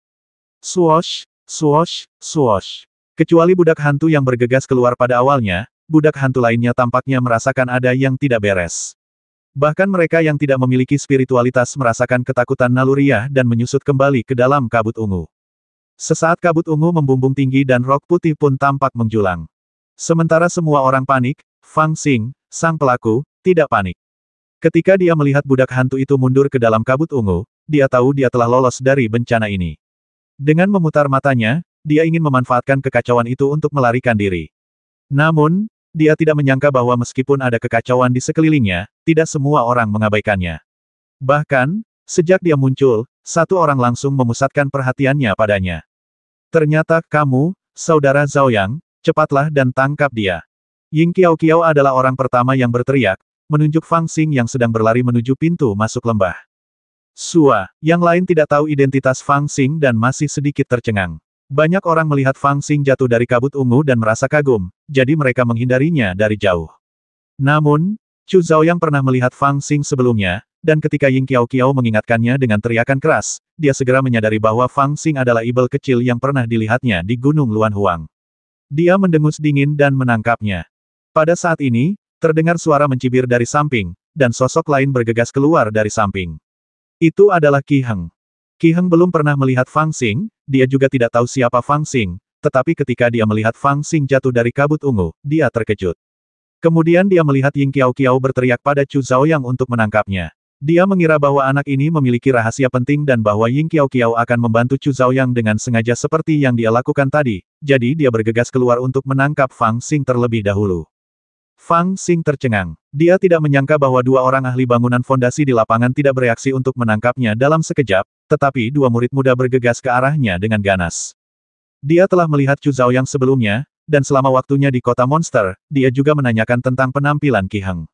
Dia mengenalinya sekilas. Kedua orang ini adalah dua orang yang awalnya direncanakannya untuk dibasmi. Karena itu, dia senang, berteriak dingin, dan berbalik untuk membasmi mereka. Ketika dia membalikkan badan dan menebas, tangannya kosong, tetapi dalam proses menebas, pedang api giok naga hijau telah muncul di tangannya. Dalam sekejap, aura pembasmi dan awan api emas menyilaukan, dan aura kekerasan menyelimuti seluruh tempat, dan dia menebas ke arah Chu Zhaoyang dengan pisau yang ganas. Mengapa anak ini begitu kuat? Chu Zhaoyang sangat terkejut, meraung, dan mendorong ke depan dengan kedua telapak tangannya untuk menahan serangan itu. Ledakan. Ketika kekuatan Qi bertabrakan, udara tampak meledak, dan aliran udara di medan itu terkoyak, seolah-olah meledak. Pada saat ini, Chu Zhaoyang sangat terkejut hingga dia mengeluarkan suara gemuruh yang teredam. Kakinya tidak dapat berhenti bergerak mundur, darahnya pun mendidih. Dalam hatinya, dia sangat terkejut. Dia tidak pernah menyangka bahwa ketika dia berada di Gunung Luan Huang, Fang Xing masih anak-anak di tahap tengah gerakan spiritual. Dia merasa akan mudah baginya untuk mengalahkannya. Namun, dia tidak menyangka bahwa dalam waktu kurang dari setengah tahun, tingkat kultivasinya akan meningkat begitu cepat. Tampaknya dia telah mencapai puncak gerakan spiritual tingkat ke-8. Kekuatan pedang yang diayunkannya begitu dahsyat sehingga dia tidak bisa menghadapinya secara langsung. Qi Heng sedikit lebih lambat dari Chu Zhaoyang. Ketika dia melihat pemandangan ini, dia langsung terkejut dan segera mundur. Pergilah ke neraka, Fang Xing mencibir, dan sepasang sayap emas membentang dari belakangnya dengan suara whoosh. Puluhan cahaya pedang melesat keluar. Qi Heng baru saja berpikir untuk mundur ketika cahaya pedang itu melesat di depannya, membuatnya takut setengah mati. Dia buru-buru menggunakan semua keahliannya untuk memasang pertahanan penghalang, tetapi di bawah serangan kuat 180.000 pedang, penghalang itu tidak dapat bertahan dan hancur. Swiss, Swiss, Swiss. Setidaknya 7 atau 8 cahaya pedang langsung menembus tubuhnya, lalu terbang keluar dari punggungnya sebelum menghilang. Qi Heng menatap kosong ke arah bekas luka di dadanya, seolah-olah dia tidak menyangka bahwa situasinya akan berubah menjadi lebih buruk dalam sekejap mata. Apa yang aku coba raih dengan susah payah, ternyata adalah kematian. Namun, saat ini, Fang Xing sama sekali tidak mempedulikannya. Ia membentangkan sayap emasnya di belakangnya dan terbang ke udara. Kecepatannya hampir mencapai batasnya. Dalam sekejap mata, ia telah bergegas di depan Chu Zhaoyang. Langit yang penuh dengan cahaya pedang jatuh ke arahnya. Chu Zhaoyang meraung dan mundur dengan cepat sambil menggunakan berbagai pedang terbang, jimat, dan penghalang untuk melawan. Namun, di bawah kekuatan serangan Xuan Jue yang dahsyat, semua perlawanan menjadi sia-sia, hancur berkeping-keping dengan suara keras, dan cahaya pedang pun tak terhentikan. Wus! Fang Xing tidak ragu-ragu. Setelah cahaya pedang menghancurkan semua pertahanan Chu Zhaoyang, dia membungkuk dari langit dan menebas dengan pedangnya. Chu Zhaoyang mencoba yang terbaik untuk menahan cahaya pedang Fang Xing. Sebelum dia sempat bereaksi, dia merasakan hawa dingin di lehernya, dan kemudian dunia berputar. Dia tampak seperti terbang, dan dia tidak tahu berapa kali dia berputar di udara sebelum akhirnya ditangkap oleh sepasang tangan. Novel terbaru diterbitkan pertama kali di Liu 9 Suba. Hal terakhir yang dilihatnya adalah ekspresi ketakutan dan linglung dari suster junior Ying Qiao. Zhaoyang, Qi Heng, segala sesuatu terjadi hanya dalam 2 tarikan napas. Pemimpin Sekte 100 Binatang, Ying Xiu, untuk sementara kelelahan karena melawan si pengendara hantu, dan tetua kedua, Mo Ye, yang berada di tahap pembangunan fondasi, ingin sekali datang untuk memeriksa luka-lukanya. Dia menyuntikkan kekuatan spiritual ke dalam tubuhnya untuk mengujinya sedikit. Ketika dia menemukan bahwa pemimpin sekte itu hanya dengan gila-gilaan meningkatkan kekuatan spiritualnya untuk mengaktifkan roh ibel singa berkepala 9, dan bahwa pertahanannya dipatahkan oleh wanita berpakaian putih, dia mengalami sedikit serangan balik dan untuk sementara kelelahan, dia berbalik untuk melihat Fang Xing. Namun, ketika dia berbalik, dia kebetulan melihat Fang Xing memotong kepala Chu Zhaoyang dengan pisau. Ketika dia mengalihkan pandangannya lagi, dia melihat Qi Heng terjatuh ke belakang dengan tubuh kaku, dadanya berlumuran darah dan daging, dan dia terluka parah. Untuk sesaat, perubahan drastis ini membuat Penatua Mo Ye, yang telah mencapai tahap pendirian fondasi, hampir mustahil untuk mengatur napas. Setelah tertegun sejenak, dia meraung, mengumpulkan semua kekuatan membangun fondasinya, dan menamparkan Fang Xing dengan marah. Pada saat ini, Fang Xing memotong kepala Chu Zhaoyang dengan pisau, tertawa keras, membentangkan sayap emasnya di belakangnya, dan terbang menuju gagak emas. Gagak emas juga pulih pada saat ini, membentangkan sayapnya dan terbang, menarik tali abadi yang diikatkan pada cakarnya dan menarik Fang Xing. Namun, tidak peduli seberapa cepat mereka tidak lebih cepat dari telapak tangan tetua Mo Ye dari jarak dekat. Ledakan, kekuatan telapak tangan tetua Mo Ye datang dari udara dan menghantam punggung Fang Xing dengan keras. Fang Xing mengerang saat ia terbang, dan tubuhnya jatuh ke depan seperti layang-layang yang talinya putus.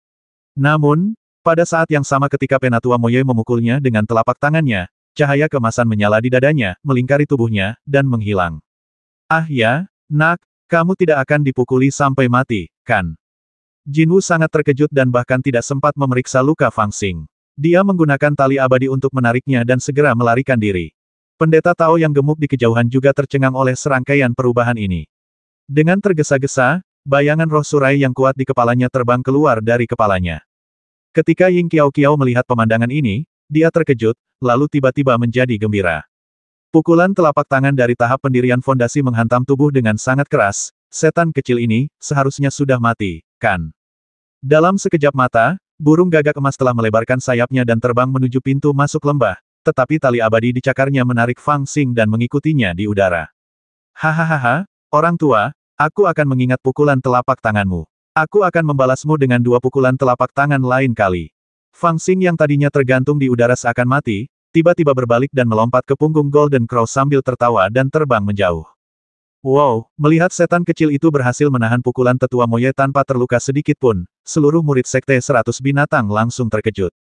Mereka yang belum pernah melihat Fang Xing sudah terkagum-kagum dengan pemuda yang jatuh dari langit ini, dan mereka semakin ketakutan ketika melihat pemandangan ini. Dia jatuh dari langit, membasmi orang di depan 2 orang pembangun fondasi, dan melarikan diri dengan liar. Apakah orang ini, ibel abadi? Perasaan takut yang aneh merasuki hati Ying Qiao, dan dia tiba-tiba menangis. Siapa orang ini? Tepat pada saat ini, sebuah suara bertanya samar-samar, itu adalah Ye Guyin. Sejak Fang Xing jatuh dari udara, hingga budak hantu Yin Jin mengejarnya, hingga Fang Xing membasmi Chu Zhaoyang dengan satu pedang, Ye Guyin tidak berniat mengambil tindakan apapun. Dia tampak tenang dan tidak ikut campur. Dia bahkan mundur 2 langkah saat kepala Chu Zhaoyang terbang ke arahnya, tidak ingin darahnya mengenai roknya. Baru pada saat inilah dia bertanya kepada Ying Qiao Qiao dengan acuh tak acuh. Kakak senior Ye, dia adalah Fang Xing. Ying Qiao Qiao menangis sekeras-kerasnya hingga ia hampir tidak dapat menyelesaikan kalimatnya. Tubuhnya bergoyang dan ia jatuh dengan lembut ke tanah. Apakah dia Fang Xing? Ye Guyin sedikit terkejut, ekspresi tegas tiba-tiba muncul di antara alisnya, dan dengan ujung tangannya yang ramping, pesawat ulang-alik perak itu sudah berada di udara. Bahkan dia tidak pernah membayangkan bahwa ibel kecil yang licin seperti hantu dan berani membasmi orang bahkan ketika dikelilingi musuh adalah Fang Xing, orang yang selalu ingin dia basmi. Itu sangat berbahaya. Untungnya, aku punya jimat Vajra yang tidak dapat dihancurkan untuk menangkisnya. Kalau tidak, aku akan kehilangan separuh hidupku. Fang Xing tertawa terbahak-bahak dan merasa agak bersalah. Dia bergumam pada dirinya sendiri sambil melepaskan jimat usang dan kusam dari tubuhnya. Ternyata ketika dia bersiap untuk menjelajahi makam King Qiu, dia menempelkan jimat Vajra yang tidak dapat dihancurkan di tubuhnya, yang dapat menahan serangan tahap pembentukan pondasi. Namun, dia tidak menyangka bahwa dia tidak menggunakannya di Istana Abadi. Setelah keluar, jimat itu menghalangi telapak tangan seorang master tahap pembentukan pondasi untuknya, dan dia pensiun dengan gemilang. Jin tua, cepatlah terbang, tinggalkan tempat ini, dan carilah tempat untuk mempelajari kedua harta karun ini. Fang Xing tertawa bangga, lalu berkata dengan sedikit penyesalan, sayang sekali, seharusnya ada banyak hal baik di sana. Jin Wu benar-benar terdiam dan berkata, puas saja. Sudah cukup kalau kamu bisa melarikan diri. Bahkan saat ini, dia masih sedikit takut. Ini benar-benar situasi hidup dan mati di makam King Qiu. Namun, hal ini juga membuatnya diam-diam mengagumi Fang Xing. Ia berpikir dalam hati bahwa ia adalah orang yang pemberani. Setelah diusir dari suku, ia melakukan perjalanan jauh dan luas, mengalami banyak badai dan menyebabkan banyak masalah. Namun setelah bertemu dengan orang menyebalkan kecil ini, ia menyadari bahwa ia telah berperilaku sangat baik di masa lalu sehingga ia dibenci oleh surga dan manusia. Jika dirinya yang dulu adalah seorang pembuat onar, maka orang menyebalkan kecil ini akan disambar petir, bukan? Terutama saat kami berada di makam King Qiu, ada momen ketika saya merasa sedikit kagum pada orang menyebalkan kecil ini. Tentu saja, ia tidak akan mengucapkan kata-kata itu dengan lantang. Ia mengerahkan seluruh tenaganya dan terbang ke angkasa yang jauh. Lagi pula, Sekte 100 Binatang juga memiliki 2 ahli pembangun fondasi, jadi lebih baik melarikan diri jauh terlebih dahulu. Faktanya, dengan kecepatan terbangnya saat ini, mungkin hanya seorang kultivator di tahap akhir pembangunan fondasi yang dapat mengejarnya. Level kultivasi tertinggi di Sekte 100 Binatang hanyalah Master Sekte Yingxiu, yang berada di tahap pembangunan fondasi tengah dan sudah kelelahan. Tidak mungkin baginya untuk mengejarnya untuk saat ini. Dan Penatua Moye baru saja membangun fondasinya belum lama ini, jadi lebih mustahil baginya untuk mengejar Gagak Emas, jadi mereka berdua tidak terlalu khawatir. Setelah terbang liar beberapa saat, Jin Wu melihat tidak ada yang mengejarnya, jadi dia melambat. Meskipun tidak terbang terlalu lama di makam King Qiu, bahayanya banyak dan telah menghabiskan banyak energi spiritualnya. Meskipun ada pil Jiu Jiu Seng Jiu di perutnya untuk mengisi kembali sejumlah besar energi spiritual, ia masih sedikit lelah saat ini. Fang Xing mengabaikannya dan duduk bersila di punggungnya, mengeluarkan topeng hantu rubah hijau untuk mempelajarinya. Topeng ini tidak berbeda dengan topeng biasa. Bentuknya seperti wajah rubah yang tersenyum aneh. Warnanya putih pucat dan mengeluarkan suara klang saat diketuk. Topeng ini tidak terbuat dari besi maupun kayu. Dari sudut pandang manapun, Anda tidak akan bisa mengenali fungsinya. Setelah dikenakan di wajah, tidak terjadi hal aneh apapun. Setelah semua usaha ini, kamu tidak hanya mendapatkan sesuatu yang tidak berguna, kan? Fang Xing mengamatinya sebentar, lalu mencoba mencungkilnya dengan tangannya beberapa kali, hanya untuk menemukan bahwa topeng itu sangat keras dan dia tidak dapat mencungkilnya bahkan dengan seluruh kekuatannya. Dengan sebuah ide dalam benaknya, dia mengeluarkan beberapa pedang terbang dan menebas topeng itu 2 kali. Ketika dia mengambilnya dan melihatnya lagi, pedang terbang yang tajam itu bahkan tidak dapat meninggalkan goresan pada topeng itu, yang membuktikan bahwa harta karun ini memang bukan benda biasa dan setidaknya sangat kuat. Akan tetapi, karena saya tidak dapat mengetahui fungsi benda ini, saya tidak punya pilihan selain menyimpannya dan mempelajarinya nanti. Apa benda ini? Fang Xing mengeluarkan buku giok yang awalnya diletakkan di bawah topeng. Ketika dia berada di Istana Abadi, waktunya terlalu sempit dan dia hanya punya waktu untuk mengeluarkan topeng hantu rubah hijau dan buku giok ini. Namun, memikirkannya, kedua benda ini ada di atas tahta. Si Gui juga mengatakan bahwa dia dapat menggunakan semua yang ada di Istana Abadi, tetapi tidak dapat menyentuh benda-benda di atas tahta dan biji teratai darah. Dapat dilihat bahwa nilainya seharusnya sangat tinggi. Tidak ada apapun di buku giok itu. Fang Xing merenung sejenak dan menyuntikkan energi spiritual ke dalamnya. Tak lama kemudian, tulisan tangan samar muncul di buku giok itu. Itu adalah jenis tulisan yang sangat istimewa. Itu bukanlah tulisan umum yang digunakan di benua selatan atau tulisan Ibel kuno yang terlihat di pintu masuk gua makam King Qiu. Setelah melihatnya dengan cermin dewa dan Ibel Yin Yang, Fang Xing tiba-tiba menemukan bahwa ini adalah sejenis tulisan abadi. Dia segera menyadari bahwa buku giok ini mungkin lebih penting baginya daripada topeng hantu rubah hijau. Dia membacanya dengan saksama dan segera mengartikan nama buku giok ini Sutra Indra Tertinggi. Kelihatannya familiar. Mungkinkah ini ada hubungannya dengan Sutra Roh Transformasi Tertinggi? Fang Xing sedikit terkejut, dan segera teringat pada Sutra Tai Sang Hualing yang pernah diterimanya dalam mimpinya. Dilihat dari namanya, keduanya memiliki beberapa kesamaan. Aku begitu gembira hingga aku menunduk cemas. Namun, sebelum dia bisa membaca dua baris tulisan itu, dia tiba-tiba mendengar Jin Wu berkata dengan gugup, "Seseorang mengejar kita." Fang Xing terkejut dan mendongak ke arah makam King Qiu. Tiba-tiba, cahaya perak datang seperti kilat dengan aura yang mencengangkan dan kecepatan yang sangat cepat, tidak jauh lebih lambat dari Jin Wu ketika dia menggunakan kecepatan ekstremnya. Cahaya itu telah mencapai jarak 1000 kaki. Dengan menggunakan teknik mata ajaib, dia dapat melihat dengan jelas bahwa di dalam cahaya perak itu ada seorang wanita tanpa ekspresi yang mengenakan rok ungu berkibar, menginjak pesawat ulang-alik perak, dan membawa yaokin besar di punggungnya. Apakah karena kakinya yang panjang? Fang Xing sedikit terkejut. Dia tidak menyangka bahwa dialah yang akan menyusulnya. Dia masih ingat bahwa wanita ini adalah yang disebut sebagai jenius nomor 1 di wilayah Chu, Ye Guyin, yang ditemuinya di luar kota Siren. Menengok ke belakangnya, dia tidak melihat jejak seorang ahli Foundation Establishment Realm yang mengejarnya. Fang Xing bingung, berpikir, jika orang-orang dari Hundred Beast Sect tidak mengejarnya, mengapa kamu, orang dari Ice Sound Palace, mengejarnya? Dia tidak takut padanya, jadi dia meminta Jin Wu untuk memperlambat dan menunggu gadis itu menyusul. Ketika Ye Guyin berada dalam jarak 300 kaki, Fang Xing mengangkat energi spiritualnya dan berteriak, "Dasar pria berkaki panjang, mengapa kau mengejar tuan mudamu?" Ye Guyin berhasil mengejar burung gagak itu dengan mengendalikan senjata sihir terbang kelas atas yang diberikan oleh gurunya.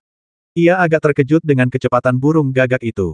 Setelah perlahan mendekat, sebelum dia bisa mengatakan apa-apa, dia mendengar teriakan keras Fang Xing dan wajahnya tiba-tiba menjadi gelap. Dia adalah seorang jenius dari Istana Bingin dan murid tertutup dari orang nomor 1 di wilayah Chu. Setiap orang yang melihatnya memanggilnya peri. Apakah dia pernah dipanggil berkaki panjang atau semacamnya? Belum lagi anak ini benar-benar menyebut dirinya tuan muda di depannya. Dia tidak senang, tetapi dia terlalu malas untuk berpura-pura. Dia mengangkat tangannya, dan pedang terbang dengan cahaya yang mengalir terbang dari harpa giok ke tangannya. Aku akan menamparmu 3 kali sebagai hukuman atas keterus-teranganmu, lalu aku akan menyegel kultivasiku dan mengikutiku. Dia berdiri tegak dan anggun, memegang pedang panjang secara horizontal, menatap Fang Xing dengan ekspresi acuh tak acuh. Sekalipun dia menatap Fang Xing, matanya tidak fokus, seakan-akan dia menatap kekosongan di belakangnya. Ini adalah wanita yang begitu sombong sehingga matanya jarang bisa melihat orang lain. Novel terbaru diterbitkan pertama kali di Liu 9 Suba. Setelah mendengar kata-katanya, Fang Xing tertegun. Saya juga agak gila, tetapi jarang melihat orang segila ini. Apakah kamu berbicara tentang aku? Dia menunjuk hidungnya dan bertanya dengan tidak percaya. Ye Guyin berkata tanpa ekspresi selain kamu dan aku, apakah ada orang ketiga di sini? Presiden Fang menghela napas dan berkata, mengapa saya harus pergi bersamamu? Ye Guyin berkata dengan tenang, tidak apa-apa untuk memberitahumu. Aku punya hubungan dengan keluarga Xiao dari Sekte King Yunmu. Kudengar kau membasmi Xiao Jianming dengan pedangmu, tetapi Xiao Sanhe tidak bisa berbuat apa-apa padamu. Jadi aku ingin mengambil kesempatan ini untuk menangkapmu dan mengirimmu ke Sekte King Yun. Aku juga menggunakan kejadian ini untuk mengakhiri perseteruan dengan keluarga Xiao. Itulah yang terjadi. Kau bisa menamparku sekarang. Jika kau tidak yakin, kau juga bisa melawan. Ternyata wanita ini kenal dengan paman dan keponakan keluarga Xiao. Fang Xing tersadar dan melihat ke belakangnya dengan bingung. Langit tak berbatas dan sepertinya tidak ada seorang pun yang mengikutinya. Setelah memperhatikan sejenak, Fang Xing bertanya dengan curiga, kaki panjang, apakah kamu memasang jebakan untuk merayuku? Wajah Ye Guyin berubah dingin, hanya aku yang datang ke sini. Fang Xing bahkan lebih terkejut lagi, lalu menatapnya dan berkata, lalu mengapa kamu ingin aku menyegel kultivasiku dan mengikutimu? Alis Ye Guyin menjadi dingin, dan dia berkata dengan suara dingin, karena jika aku menghunus pedangku, aku tidak dapat menjamin bahwa aku tidak akan secara tidak sengaja membasmimu. Haha, Fang Xing akhirnya yakin bahwa wanita itu serius, dan dia tertawa terbahak-bahak, berkata, seorang wanita begitu gila. Lancang, Ye Guyin marah dengan tawa Fang Xing. Dia tiba-tiba mengangkat pedang panjang di tangannya, dan cahaya pedang dingin melesat ke arah Fang Xing. Dia sama sekali bukan orang yang banyak bicara. Alasan mengapa dia bersedia memberi Fang Xing kesempatan untuk menyegel kultivasinya sendiri dan pergi bersamanya ke Sekte King Yun untuk meminta maaf adalah karena dia penasaran mengapa Fang Xing jatuh dari langit di atas makam King Qiu dan ingin mencari tahu dengan jelas. Tetapi setan kecil ini bersikap sombong sekali, seolah-olah tidak menanggapinya dengan serius, yang langsung membuatnya marah besar.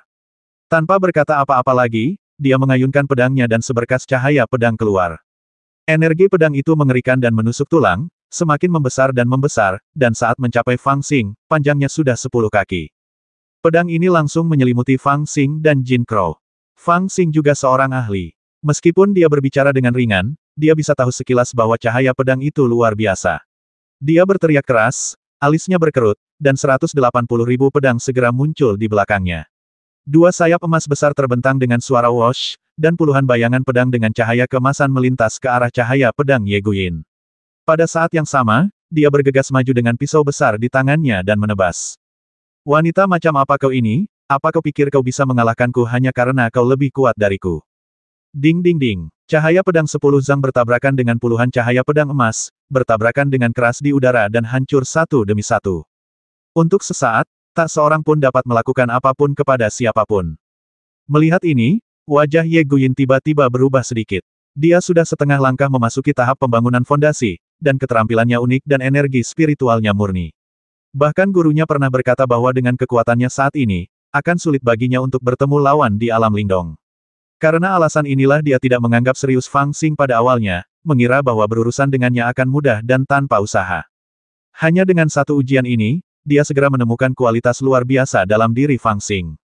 Meskipun dia hanya menggunakan 30% kekuatannya dalam serangan pedang ini, dia berpikir akan sulit bagi orang biasa di alam spiritual untuk memblokirnya. Tetapi setan kecil itu menanggapinya dengan santai dan bahkan masih memiliki kekuatan untuk melawan. Seseorang dengan kultivasi spiritual tingkat 8 benar-benar dapat mencapai hal ini. Ye Guyin benar-benar merasa bahwa Fang Xing memiliki beberapa kemampuan.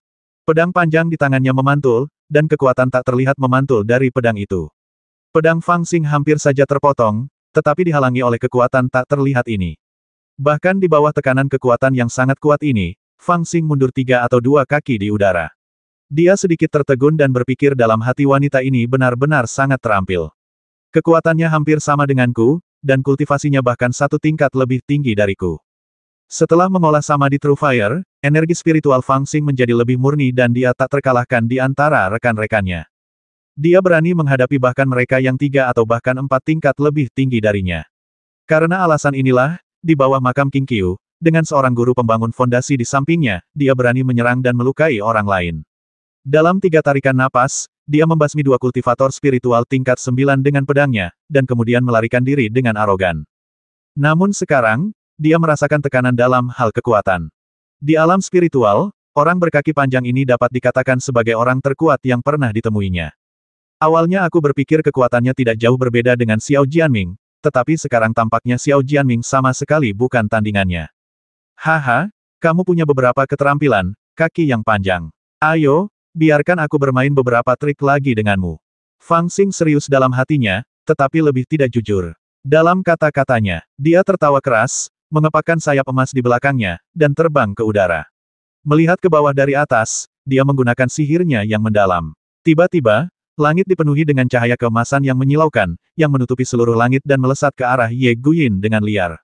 Jumlah cahaya keemasan terus meningkat, mencapai 60 atau 70, dan tampaknya sangat banyak. Selama kurun waktu ini, kultivasinya telah meningkat pesat, dan ia telah mencapai level ke-8 dari level ke-7 gerakan spiritual. Latihan 108.000 pedangnya juga telah mencapai level yang lebih tinggi, dari 36 cahaya pedang awal menjadi 72. Sekarang, dia dapat dengan mudah melepaskan puluhan cahaya pedang, yang jauh lebih kuat daripada saat dia berada di Sekte King Yun. Meskipun cahaya pedang ini terkondensasi dari energi spiritual, mereka dipenuhi dengan aura pembasmi, hampir seperti pedang terbang sungguhan. Ye Guyin, yang berdiri di atas satel perak, juga memiliki ekspresi yang sedikit serius di wajahnya. Tiba-tiba, dia mencubit sebuah formula ajaib dengan tangan kirinya, dan harpa besar di belakangnya secara otomatis terbang ke atas dan tergantung secara horizontal di depannya. Kemudian, dia memfokuskan matanya, dan tangan gioknya yang ramping dengan lembut menarik keluar seperti memetik bunga atau bermain catur.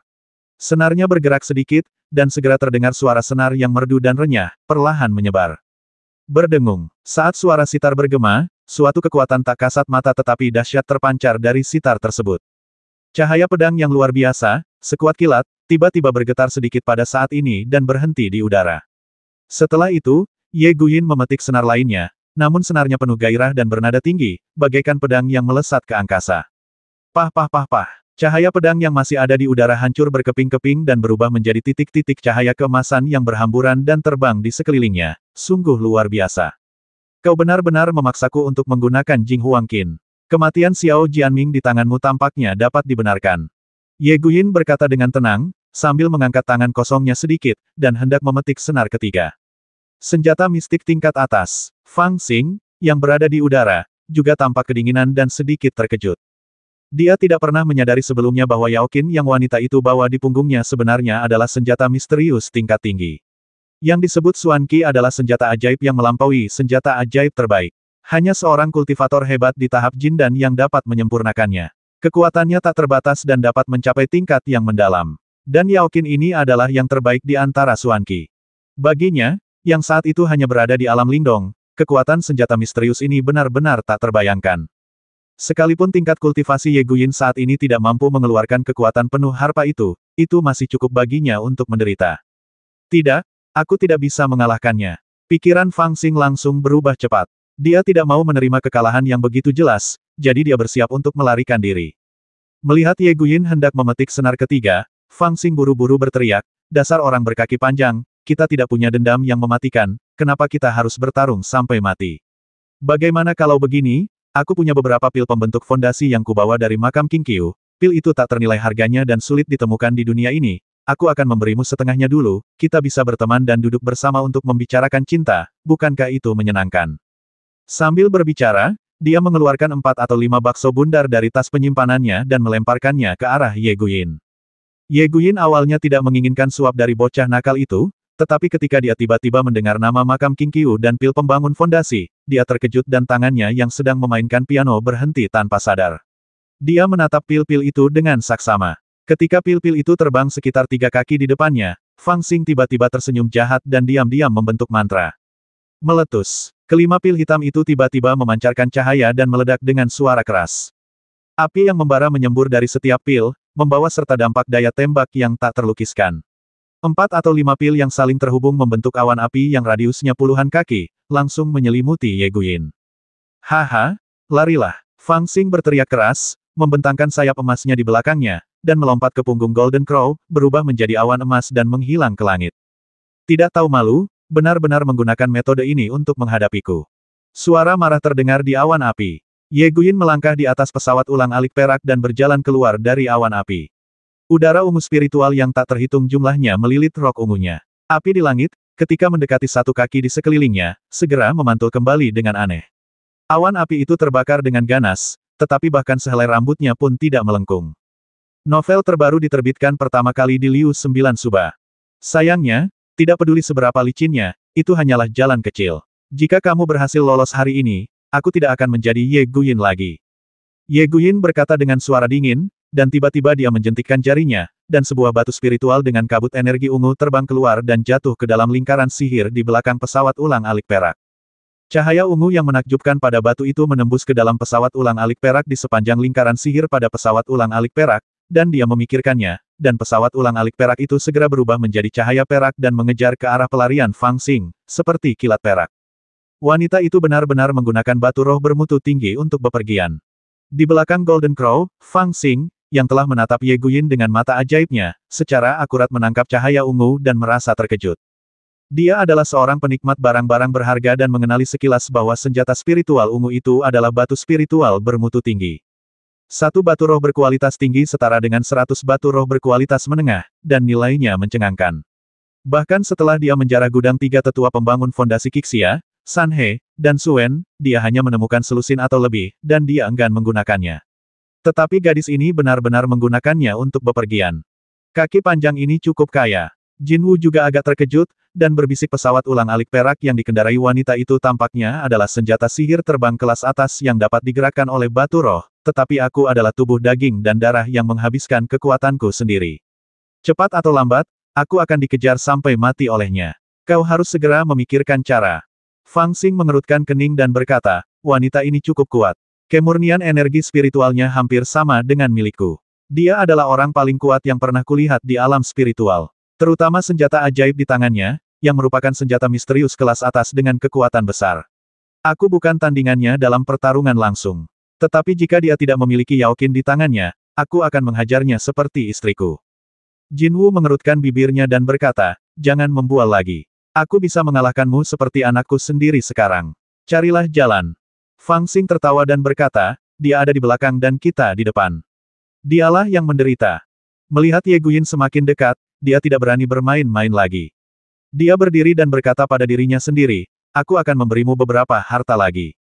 Sambil berbicara, dia mengangkat tangannya dan melemparkan beberapa jimat giok. Saat masih di udara, kekuatan spiritual mereka telah terjalin, menyegel area udara. Kemudian, Fang Xing mengeluarkan beberapa botol porselen dari tas penyimpanan, mencabutnya, dan memercikkannya ke udara. Asap beracun yang tebal mengikuti angin dan melayang ke arah Ye Guyin di belakangnya, seperti awan beracun. Ada banyak sekali makhluk hantu, tapi sayangnya mereka tidak berguna bagiku. Melihat Fang Xing terus-menerus mengeluarkan beberapa senjata ajaib aneh, Ye Guyin menunjukkan sedikit seringai di wajahnya. Dia berdiri di atas pesawat ulang-alik perak, berbalik dan meletakkan Yaoqin di depannya. Ding-ding-dong-dong, dia memetiknya beberapa kali. Dalam sekejap, napas kekuatan yang tak terhitung jumlahnya keluar dari Yaoqin bersama dengan suara piano. Dalam sekejap, jimat giok penjara hancur, dan kabut beracun di langit menghilang. Fang Xing telah melarikan diri sejauh 300 kaki. Kekuatan tak kasat mata dalam alunan musik piano tidak dapat melukainya, tetapi suara piano yang jernih dan terang membuat wajahnya berubah drastis. Dia ketakutan dan berpikir dalam hati, senjata misterius kelas atas benar-benar kuat. Dia merasa agak lega karena dia telah melarikan diri tanpa ragu-ragu. Gadis berkaki panjang ini benar-benar punya modal untuk bersikap sombong. Sebenarnya, jika hanya dengan kekuatannya sendiri, dia akan punya modal untuk melawannya. Namun dengan senjata misterius di tangannya, efektivitas tempur keduanya sama sekali tidak berada pada level yang sama. Menghadapi kekuatan tak terlihat dalam suara piano, Fang Xing bahkan tidak tahu bagaimana cara melawan. Tetapi pada saat ini, dia agak tidak berdaya. Ada banyak barang aneh di tas penyimpanannya, tetapi salah satu barang milik orang lain cukup untuk menyamai semua barang miliknya. Barang-barang itu sama sekali tidak berada pada level yang sama. Sayangnya, tidak ada cara lain. Aku hanya bisa pergi ke tempat itu dan mencobanya. Jinwu juga merasakan bahaya, dan menghela napas panjang, melihat ke arah barat daya dengan tatapan tajam. Yang satu menunggangi burung gagak emas yang lincah, yang satu lagi mengendalikan instrumen terbang ajaib tingkat tinggi. Kedua praktisi alam pergerakan spiritual ini lebih cepat daripada para praktisi alam pendirian fondasi biasa. Di langit cerah, dalam sekejap mata, cahaya keemasan terbang lewat, dan kemudian dalam waktu kurang dari 3 tarikan napas, cahaya perak menyusul. Ia menyebarkan beberapa gumpalan awan di langit, meninggalkan beberapa berkas cahaya, memantulkan cahaya pagi yang sangat indah. Namun, teriakan sesekali di udara membuat pemandangan menyedihkan dan indah ini kehilangan banyak kilaunya. Kaki pamanmu panjang, aku bukan jodohmu, kenapa kau mengejarku? Dasar bocah nakal, kalau kau punya nyali, berbaliklah dan lawan saja. Jangan gunakan cara-cara tercela ini. Jika kau punya nyali, buang saja harpamu. Aku akan bertarung denganmu. Sitar ini adalah senjata ajaib yang diberikan oleh guruku. Aku telah berlatih sejak aku masih muda, dan sebagian besar keterampilanku ada pada sitar. Mengapa aku tidak boleh menggunakannya? Bagaimana kamu bisa menindas orang lain dengan mengandalkan senjata ajaib? Apakah kamu sudah menggunakan cukup banyak senjata ajaib selama perjalanan? Jika kamu masih punya, gunakanlah. Petik 2, petik 2. Petik 2, petik 2. Otang pembawa sial, beraninya kau mengejarku, aku akan kencingi mukamu lagi, percaya atau tidak. Setan kecil yang tak tahu malu, aku pasti akan membasmimu. Setelah menakut-nakuti Ye Guyin beberapa saat dengan metode melarikan diri dengan buang air kecil, Fang Xing berbalik dan duduk kembali, merasa sedikit cemas. Dia benar-benar telah mencoba setiap metode di sepanjang jalan, bahkan melepas celananya, tetapi Ye Guyin seperti guk-guk liar, menatapnya dengan ganas. Tidak peduli metode apa yang dia gunakan, dia tidak bisa menakut-nakutinya. Dia tidak bisa mengalahkannya, dan dia juga tidak bisa melarikan diri. Itu benar-benar sakit kepala. Fang Xing juga tahu bahwa jika dia terus seperti ini, dialah yang akan menderita pada akhirnya. Bagaimanapun, Gagak Emas adalah makhluk hidup dan akan lelah. Bahkan jika ia telah mempraktikkan teknik rahasia klan Dapeng, ia tidak akan bertahan lama seperti senjata sihir terbang. Sekarang satu-satunya jalan adalah mencoba peruntungannya di tempat yang dikatakan Jinwu kepadanya. Gagak Otang pembawa sial, kau belum datang juga. Fang Xing mengangkat kepalanya dan memandang ke depan, menatap ke kejauhan. Hampir sampai. Sial, aku benar-benar tidak bisa menahannya lagi. Paru-paru Jinwu hampir meledak karena terbang begitu keras, dan dia berteriak kepada Fang Xing dengan terengah-engah. Wajah Fang Xing juga berubah dingin, dan dia berkata, baiklah, saat kita sampai di sana, kau lari untuk menyelamatkan diri. Aku akan melawannya sampai mati. Sambil berkata demikian, dia menggenggam pedang King Long Bian di tangannya, bertekad untuk melawan wanita ini secara langsung. Dia bukan pria yang mudah marah. Dia dikejar-kejar wanita itu dari malam ke siang selama seharian dan sudah penuh amarah. Akhirnya aku bertahan.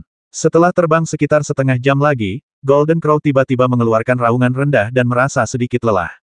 Fang Xing sangat gembira dan buru-buru melihat ke bawah. Ia terkejut saat mendapati hutan itu penuh dengan tembok-tembok yang rusak dan rerundewa. Kota itu tampak seperti kota besar, tetapi telah hancur. Tidak diketahui sudah berapa tahun kota itu hancur. Sekarang kota itu telah menjadi rerundewa di pegunungan. Tanaman merambat kusut dan pohon-pohon liar tumbuh liar. Kota itu telah menjadi kota yang bobrok. Di mana-mana tampak suram, dan tampaknya ada berbagai macam hantu yang berkeliaran. Apakah ini tempat yang kamu katakan ada harapan untuk mengubah kekalahan menjadi kemenangan? Jinwu berusaha keras menyampaikan suaranya, ya, ini adalah bekas situs Ibel negara bagian Bohai. Di masa lalu, ada banyak sekali Ibel di negara bagian Bohai, jadi mereka membangun kota di sini. Namun kemudian Ibel-Ibel itu bermigrasi ke Beiju, dan kota ini hancur dalam perang. Sekarang sudah lebih dari 3.000 tahun. Kota ini telah hancur, tetapi masih ada beberapa susunan sihir yang belum lengkap di dalamnya. Apakah Anda dapat memanfaatkannya dengan baik tergantung pada Anda. Fang Xing mencibir, jika aku bahkan tidak bisa memanfaatkan kesempatan ini, maka aku pantas mati. Dengan sekali hentakan, Jinwu menggigit pil vitalitas 99 yang telah dipegangnya di mulutnya, mengisi kembali sejumlah besar vitalitas, dan meningkatkan sedikit energi spiritual lagi. Dia berbisik apakah itu akan berhasil tergantung pada waktu ini. Pancing wanita ini ke sini. Sambil berbicara, dia tiba-tiba melaju dan terbang menuju kota yang hancur itu. Fang Xing berdiri, meletakkan kedua tangannya di pinggang, dan dengan marah mengumpat Ye Guyin yang berada di pesawat ulang-alik perak di belakangnya dasar jalang, apakah aku tidur denganmu atau mengintipmu saat mandi? Kau terus mengejarku seperti ini, apakah ada yang menginginkanmu? Ye Guyin langsung geram, dan begitu marahnya hingga ia marah besar. Pesawat ulang-alik perak itu tiba-tiba melaju kencang dan mengejar ke depan, bertekad untuk menangkap anak itu, mengulitinya hidup-hidup, dan mencabut urat-uratnya untuk melampiaskan amarahnya. Namun, saat ia mengejar, ia melihat bahwa Gagak Emas, yang tampaknya melambat, tiba-tiba menukik dengan kepala terlebih dahulu ke rerundewa yang sunyi di bawahnya. Ia terkejut sesaat. Namun, dia tidak bodoh. Melihat pria dan burung gagak itu masuk ke rerundewa, dia merasa sedikit terkejut. Wanita ini punya otak. Melihat bahwa dia benar-benar berhenti, Fang Xing segera mulai berpikir. Strategi yang telah disepakatinya dengan Jinwu tidak dapat memberi wanita ini waktu untuk bersiap, jika tidak, kemungkinan besar akan gagal. Jadi setelah berpikir sejenak, dia muncul dengan ide lain dan menyanyikan sebuah lagu kaki panjang, cantik, seperti hantu saat dia marah. Jika aku menangkapnya, aku akan menjualnya ke rumah bordil dan menghasilkan banyak uang dalam satu malam. Setan kecil, aku akan mencabik-cabikmu untuk melampiaskan kebencianku padamu karena telah menghinaku. Ye Guyin belum pernah dihina seperti ini sebelumnya, dan wajahnya membiru karena marah. Dia mengangkat tangannya dan menawarkan 3 jimat emas untuk melindungi dirinya sendiri. Kemudian dia memacu pesawat ulang-alik perak dan menukik ke bawah, mengejar bayangan Gagak Emas dan menerobos rerundewa. Sepanjang perjalanan, Fang Xing dipenuhi amarah, jadi mengapa dia tidak? Dilihat dari kemarahan di hatinya, dia mungkin lebih marah daripada Fang Xing. Dia ingin menguliti anak ini hidup-hidup dan mencabut uratnya. Kemarahannya itulah yang membuatnya bergegas masuk dan menangkap Fang Xing meski itu berarti mengambil risiko. Setelah menerobos rerun dewa, Golden Crow tampaknya telah mencapai batasnya dan kecepatannya melambat. Ye Guyin bahkan lebih bangga dan mendesak Silver Shuttle untuk mengejar. Fang Xing, yang berdiri di belakang Golden Crow, tampaknya juga takut. Dia berbalik dan menunjuk ke depan, seolah-olah dia dengan cemas menunjukkan ke arah mana Golden Crow harus melarikan diri. Sebuah seringai segera muncul di mulut Ye Guyin, mengungkapkan niat membasminya. Setan kecil, kamu akan mati hari ini. Jaraknya semakin dekat. Melihat Fang Xing telah memasuki jangkauan mantranya, Ye Guyin menurunkan sitar dari punggungnya, memegangnya secara horizontal di depannya, mengangkat tangannya yang ramping sedikit, dan hendak memetik senarnya. Namun, pada saat ini, Golden Crow yang terbang tiba-tiba berbalik dan berubah menjadi jalan yang marah dengan hantu kecil itu. Ye Guyin tertegun sejenak dan ingin mengejar, tetapi wajahnya tiba-tiba berubah drastis. Dia mengejarnya begitu cepat, hingga dia tidak menyadari bahwa dia sedang melewati jurang tersembunyi. Jurang ini tiba-tiba muncul di balik tembok yang rusak dan sangat sulit dideteksi. Lebih dari 30 kaki di depannya, Fang Xing, yang dengan cepat berbelok ke persimpangan jalan, tiba-tiba mengulurkan tangannya dan melemparkan sebuah bendera. Saat bendera itu dijatuhkan, sebuah kekuatan yang sangat kuat tiba-tiba melonjak di antara rerun dewa yang tampaknya kosong, dan tiba-tiba muncul di depan Ye Guyin. Pikiran Ye Guyin berpacu, dan pesawat ulang-alik perak itu berhenti tiba-tiba, lalu berputar lurus ke langit. Dia tidak tahu apa yang dilakukan anak itu, tetapi dia waspada dan tidak ingin menempatkan dirinya dalam bahaya. Novel terbaru diterbitkan pertama kali di Liu 9 Suba. Namun, pada saat ini, Fang Xing tertawa terbahak-bahak dan bergegas keluar dari balik tembok yang rusak tidak jauh dari sana, sambil memegang 7 spanduk ungu.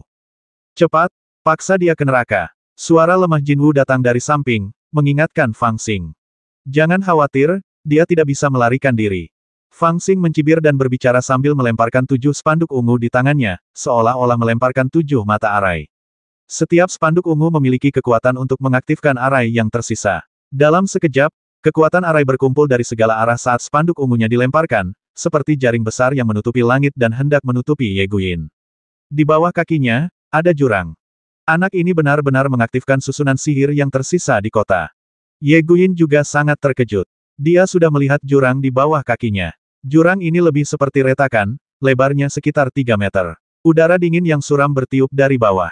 Napas yang kuat itu menakutkan. Itu pasti jurang Yinyu yang disebutkan burung aneh itu. Itu bukan tempat yang bagus hanya dari namanya. Dan hantu kecil ini meminjam kekuatan lingkaran sihir yang tersisa untuk memaksa dirinya turun. Setan kecil, kau ingin menipuku. Kau hanya bermimpi. Ye Guyin berteriak, dan dengan pikirannya, 3 jimat ungu yang telah dikorbankannya terlebih dahulu terbang, nyaris tidak dapat menahan kekuatan formasi pelindung. Namun, meskipun ketiga jimat ungu ini ajaib, mereka masih belum cukup untuk dibandingkan dengan kekuatan formasi yang tersisa di kota Ibel. Mereka hanya bertahan selama beberapa napas sebelum terdengar suara pecah, dan retakan seperti jaring laba-laba muncul di jimat tersebut. Lagu fragmentaris Phoenix jahat. Ye Guyin memanfaatkan sedikit waktu yang diberikan oleh 3 jimat ungu itu, dan dengan cepat meletakkan Yao Zider di depannya.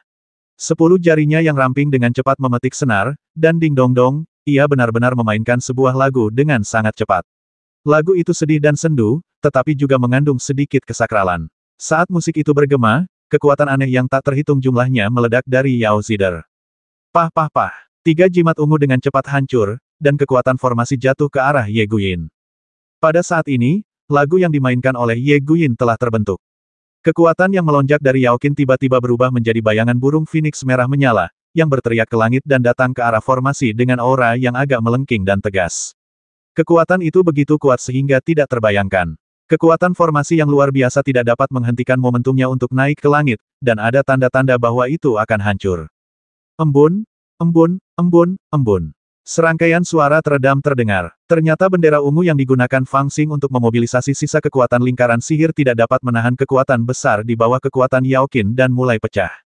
Setiap kali salah satu bendera ungu pecah, itu berarti salah satu kekuatan formasi menghilang. Ketika semua bendera ungu pecah, atau bahkan ketika hanya ada kurang dari 2 bendera ungu, Ye Guyin akan keluar dari formasi dan tidak akan terhentikan. Kekuatan formasi yang diaktifkan dengan tergesa-gesa itu, bagaimanapun juga, hanyalah pinjaman. Kekuatan itu tidak cukup kuat untuk menjebak Ye Guyin. Mata Fang Xing langsung berubah dingin. Pada saat ini, Jinwu sudah mencapai batasnya dan tidak bisa lagi melarikan diri bersamanya. Jika Ye Guyin bergegas keluar, dia akan mati. Dasar jalang, apa kau pikir aku ini orang yang mudah diganggu? Fang Xing menjadi kejam, mengangkat tangannya dan melemparkan biji teratai darah ke dalam mulutnya, matanya penuh dengan niat membasmi, dan menerkam dengan ganas ke arah Ye Guyin dalam formasi. Wanita jalang, aku akan mengajakmu jalan-jalan ke sana. Di tengah auman Fang Xing, dia terbang ke dalam formasi dan memeluk Ye Guyin, yang sedang berkonsentrasi memainkan sitar untuk melawan formasi. Ye Guyin menggunakan seluruh kekuatannya untuk mengaktifkan sitar, mencoba keluar dari formasi, tetapi dia tidak menyangka bahwa Fang Xing di luar formasi akan mengambil inisiatif untuk menerkamnya. Dia terkejut dan dipeluk oleh Fang Xing, melingkarinya seperti monyet. Dia kehilangan akal dan suara sitar menjadi kacau. Ledakan. Saat suara piano mulai terganggu, bayangan burung phoenix yang melesat keluar dari formasi itu hancur dan jatuh di bawah formasi tersebut. Fang Xing dan Ye Guyin berteriak bersamaan dan jatuh ke dalam Yinyu Abyss. Setan kecil ini, apa yang kau lakukan? Mudah untuk masuk ke Yinyu Yuan, tetapi sulit untuk keluar. Jinwu menatap pemandangan itu dengan tatapan kosong dan berteriak panik. Saat itu gelap dan dia tidak tahu di mana dia berada. Kekuatan yang dahsyat itu terus menariknya. Fang Xing tidak tahu di mana dia berada dan telah melepaskan Ye Guyin di bawah kekuatan dahsyat itu. Dia hanya merasa pusing dan tidak tahu arah. Tubuhnya tampak melayang dan jatuh ke bawah. Bahkan jika dia menggunakan seluruh kekuatannya, dia tidak dapat melakukan teknik mencuri udara. Pah! Setelah waktu yang tidak diketahui, tubuh Fang Xing akhirnya bergetar dan menyentuh tanah yang kokoh. Meskipun ia jatuh sangat cepat, ia tidak terluka. Tubuhnya tampak jatuh di atas tubuh yang lembut, dan ia mendengar erangan lembut. Meskipun masih pusing, Fang Xing tahu bahwa ini bukan tempat yang baik. Dia menggigit lidahnya, memaksakan diri untuk bangun, dan segera melihat sekeliling.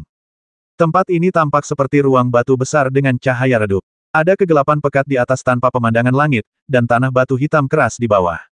Melihat ke depan, tampak ada beberapa pilar batu setebal batu kilangan, yang terhubung ke tanah di bawah dan mengarah ke tempat-tempat yang tidak diketahui di atas. Dan melihat ke belakang, wajah cantik yang hampir sempurna, dengan ekspresi sedikit bingung, bertemu dengan tatapannya. Bodoh amat John Kau, jalang. Fang Xing melompat cepat dan meninjunya. Pada saat yang sama, wajah cantik itu dipenuhi dengan rasa dingin, dia menggertakkan giginya, dan menendang ke arah Fang Xing dengan kakinya yang panjang. Ledakan-ledakan. Terdengar dua suara renyah dan dua erangan teredam. Wanita berwajah cantik itu dipukul oleh Fang Xing, meninggalkan mata hitam dan mata hitam. Fang Xing juga ditendang di dada. Kedua lelaki itu terjatuh dengan jarak 2 atau 3 kaki pada saat yang sama, saling menatap dengan niat membasmi. Wanita itu adalah Ye Guyin. Dia dan Fang Xing jatuh ke tempat aneh ini pada waktu yang sama. Tanpa diduga, mereka berakhir di tempat yang sama. Dia bahkan menjadi kambing hitam Fang Xing, meredam kejadewanya. Tentu saja, dia tanpa sadar menendang Fang Xing saat melihatnya, tetapi dia tidak menyangka Fang Xing akan bersikap kasar dan meninjunya. Setan kecil, aku akan membasmimu. Ye Guyin, yang selalu bangga dengan sikapnya yang acuh tak acuh dan tidak pernah menderita kerugian, dipenuhi dengan kebencian saat melihat Fang Xing. Dia mengulurkan tangan ke belakangnya untuk mengeluarkan instrumen misteriusnya, Jing Huangqin, tetapi tidak menemukan apapun. Dia sedikit terkejut, dan kemudian dia ingat bahwa dia telah memegang Jing Huangqin di tangannya, tetapi dia jatuh ke tempat terkutuk ini dan menjatuhkannya saat jatuh. Itu pasti mendarat tidak jauh dari sana. Memikirkan hal ini, dia dengan cepat mengamati pemandangan itu dan segera, mengandalkan induksi antara dirinya dan Jing Huangqin, dia menemukan bahwa itu sekitar 20 hingga 30 kaki di depannya. Dia menggertakkan giginya dan ingin bergegas untuk meraih Qin. Tetapi pada saat ini, pahanya tiba-tiba menegang. Ternyata hantu kecil itu benar-benar menerkamnya dan memeluk kaki kirinya dengan erat, tertawa kejam kamu kehilangan Qin. Mari kita lihat bagaimana kamu masih bisa pamer. Ye Guyin sangat marah. Dia menendang dengan kaki kanannya ke arah wajah Fang Xing yang tersenyum penuh kebencian. Fang Xing juga sangat marah dan berteriak, beraninya kau memukul wajahku. Dia membalikkan badannya dan melemparkan Ye Guyin ke atas, lalu menerkamnya dan meninju ke arah Ye Guyin secepat angin. Namun, dia juga menyadari bahwa ini adalah kesempatan emas baginya. Tanpa Yao Qin, wanita ini akan menjadi seperti harimau ompong. Dia bisa mengalahkan mereka berdua sendirian, tetapi dia tidak boleh membiarkannya mendapatkan Yao Qin. Penuh kebencian, Ye Guyin menggertakkan giginya, tahu bahwa Yao Qin tidak jauh, tetapi dia terjerat oleh ibel kecil ini dan tidak bisa melarikan diri untuk sementara waktu. Selain itu, pukulan ibel kecil ini berat dan ganas, dan dia terus-menerus mengenai titik-titik vitalnya. Dia tidak berani menerima pukulannya secara langsung, jadi dia hanya bisa menggunakan keterampilan pertarungan jarak dekatnya, seperti seorang seniman bela diri di dunia seni bela diri, untuk melawan gerakan Fang Xing, berniat untuk memaksanya mundur dan kemudian merebut Yao Qin. Namun, dia tidak menyangka bahwa Fang Xing, yang sejak kecil tinggal di sarang bandit, memiliki keterampilan bela diri yang sangat baik, sementara Ye Guyin adalah seorang jenius sejak lahir. Pelatihannya selanjutnya sebagian besar didasarkan pada sihir. Dia tidak pandai bela diri. Setelah beberapa gerakan, dia terkena beberapa pukulan dari ibel kecil ini. Jika bukan karena gaun ungunya, yang merupakan jubah kelas atas, dia pasti terluka parah. Setan kecil, aku pasti akan membasmimu. Melihat dia tidak dapat melawan lagi, Ye Guyin hanya bisa mengerang dan mengaktifkan senjata ajaib di tubuhnya. Pada rok ungunya, ada beberapa pita ungu yang diikat, yang tampak seperti hiasan, tetapi di bawah rangsangan kekuatan sihir, pita-pita itu melayang aneh, dan melilit lengan dan kaki Fang Xing seperti ular roh, mengikatnya dengan erat. Ye Guyin merasa lebih ringan dan bebas, dan dengan senyum dingin, dia ingin memanfaatkan pengekangan Fang Xing untuk merebut Yao Qin. Fang Xing sangat terkejut dan berusaha keras, tetapi dia tidak bisa melepaskan diri sejenak. Dalam keputusasaan, dia menggunakan satu-satunya bagian tubuhnya yang bisa bergerak mulutnya, dan menggigit bahu Ye Guyin. Dasar bocah nakal, beraninya kau menggigitku. Ye Guyin merasakan sakit dan menamparkan punggung Fang Xing dengan punggung tangannya. Fang Xing menggunakan energi spiritualnya untuk menahan pukulannya, tetapi dia juga mengambil kesempatan untuk mengaktifkan tali pengikat abadi miliknya. Dia dan Ye Guyin sangat dekat dan tidak punya waktu untuk memperhatikan gerakan kecilnya. Inilah sebabnya mengapa Fang Xing begitu mudah terjerat oleh pita ungu di tubuh Ye Guyin. Begitu pula, Ye Guyin tidak dapat menghindari tali pengikat abadi yang diaktifkannya. Saat dia mendapati kakinya menegang, tali pengikat abadi telah naik ke pahanya dan melilit tubuhnya. Hahaha, kamu yang pegang pita ungu dan aku yang pegang tali pengikat abadi, kita lihat siapa yang lebih kuat. Fang Xing membuka mulutnya dan tertawa keras, lalu dia menyerbu ke arah Ye Guyin seperti labu yang menggelinding. Dasar orang menyebalkan, aku bukan manusia kalau tidak membasmimu. Kebencian di hati Ye Guyin begitu kuat hingga sulit dijelaskan. Kaki, telapak kaki, dan lengannya tidak bisa digerakkan, dan dia malah menggigit Fang Xing. Ya ampun, kau benar-benar menggigitku, apa kau punya rasa malu? Fang Xing merasakan sakit di bahunya dan menyadari bahwa wanita gila ini sebenarnya belajar darinya, jadi dia langsung berteriak. Jika kau menggigitku, aku juga akan menggigitmu. Dia sama sekali tidak sopan. Dia berbalik dan menggigitnya untuk melihat siapa yang memiliki gigi lebih bagus. Yang satu adalah jenius nomor satu di wilayah Chu setelah pembangunan fondasi, dan yang satunya lagi pernah menjadi salah satu dari 3 murid sejati Sekte King Yun. Karena mereka berdua dipenjara oleh senjata ajaib milik yang lain, tidak satu pun dari mereka yang mau melepaskan yang lain terlebih dahulu, dan mereka benar-benar mulai menggigit satu sama lain tanpa mempedulikan citra mereka. Mereka menggonggong dan menggigit satu sama lain selama beberapa saat, bagaikan 2 guk-guk buas. Dasar bocah nakal, beraninya kau menggigitku di sana, lepaskan. Di tengah kekacauan itu, suara Ye Guyin tiba-tiba terdengar panik, seolah-olah dia telah menderita kerugian. Bah, kakimu panjang, apakah kamu wangi? Jika kamu menggigitku, aku akan menggigitmu. Fang Xing merengek dan menjerit, menggigit sepotong daging lunak dan menolak melepaskannya. Ye Guyin menggigit ibel kecil itu beberapa kali, dan telah melepaskan banyak amarahnya dan menjadi lebih tenang. Selain itu, lebih mudah bagi seorang wanita untuk menderita kekalahan saat bertarung dengan seorang pria. Ketika dia menemukan bahwa ibel kecil itu kejam, dia tidak lagi tega untuk melawannya secara langsung.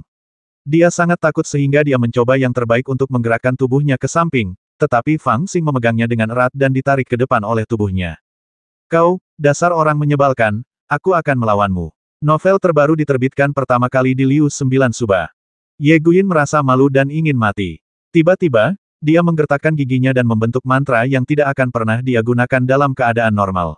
Saat dia membentuk mantra, rune aneh tiba-tiba menyala di rok ungunya, dan bergerak seperti ular roh. Kemudian, terdengar ledakan keras, dan rok ungu itu tiba-tiba pecah. Untuk sesaat, bayangan ungu terbang seperti kupu-kupu, dan Fang Xing dan Ye Guyin terbebas pada saat yang sama. Ternyata rok ungu Ye Guyin juga merupakan senjata ajaib. Dia diikat erat dengan tali pengikat abadi. Dalam keputusasaan, dia memutuskan dan menghancurkan rok ungu itu menjadi beberapa bagian. Tali pengikat abadi diikatkan ke rok ungu itu. Ketika rok ungu itu hancur berkeping-keping, tali pengikat abadi juga hancur berkeping-keping. Ye Guyin mengambil kesempatan untuk melarikan diri dari tali pengikat abadi. Namun, sutra awan ungu menyatu dengan rok ungu itu. Ketika rok ungu itu meledak, sutra awan itu juga terlepas. Fang Xing terkejut dengan kejadian ini. Untungnya, dia segera menutup mulutnya, kalau tidak, semua giginya akan meledak. Setelah tenang, dia tiba-tiba melihat Ye Guyin di depannya dan tertawa terbahak-bahak. Ye Guyin menunduk, juga penuh rasa malu. Setelah rok ungu itu terbuka, yang tersisa hanyalah ikat pinggang dan celana dalam. Sebagian besar kulitnya yang sebening kristal terekspos ke hantu kecil itu. Kulitnya sebening kristal seperti batu giok, dan tampak memiliki lapisan cahaya lembut. Namun, ada beberapa bekas gigitan yang jelas di kulit lembut ini, yang ditinggalkan oleh hantu kecil tadi. Setan kecil, aku harus membasmimu. Ye Guyin berteriak penuh kebencian. Usianya baru 19 tahun, tetapi ini adalah pertama kalinya tubuhnya dilihat oleh orang lain. Ditambah dengan tawa jahat Fang Xing, dia merasa malu dan marah, dan hatinya dipenuhi dengan kebencian dan niat membasmi. Tanpa repot-repot menyembunyikan apapun, dia terbang menuju Jing Huangqin, ingin mengambil kin tersebut dan membasmi setan kecil itu. Fang Xing melihat ini dan segera menyadari ada yang tidak beres. Dia bangkit dan hendak berlari, tetapi ketika dia mendorong tangannya ke tanah, sepertinya dia sedang menekan sesuatu.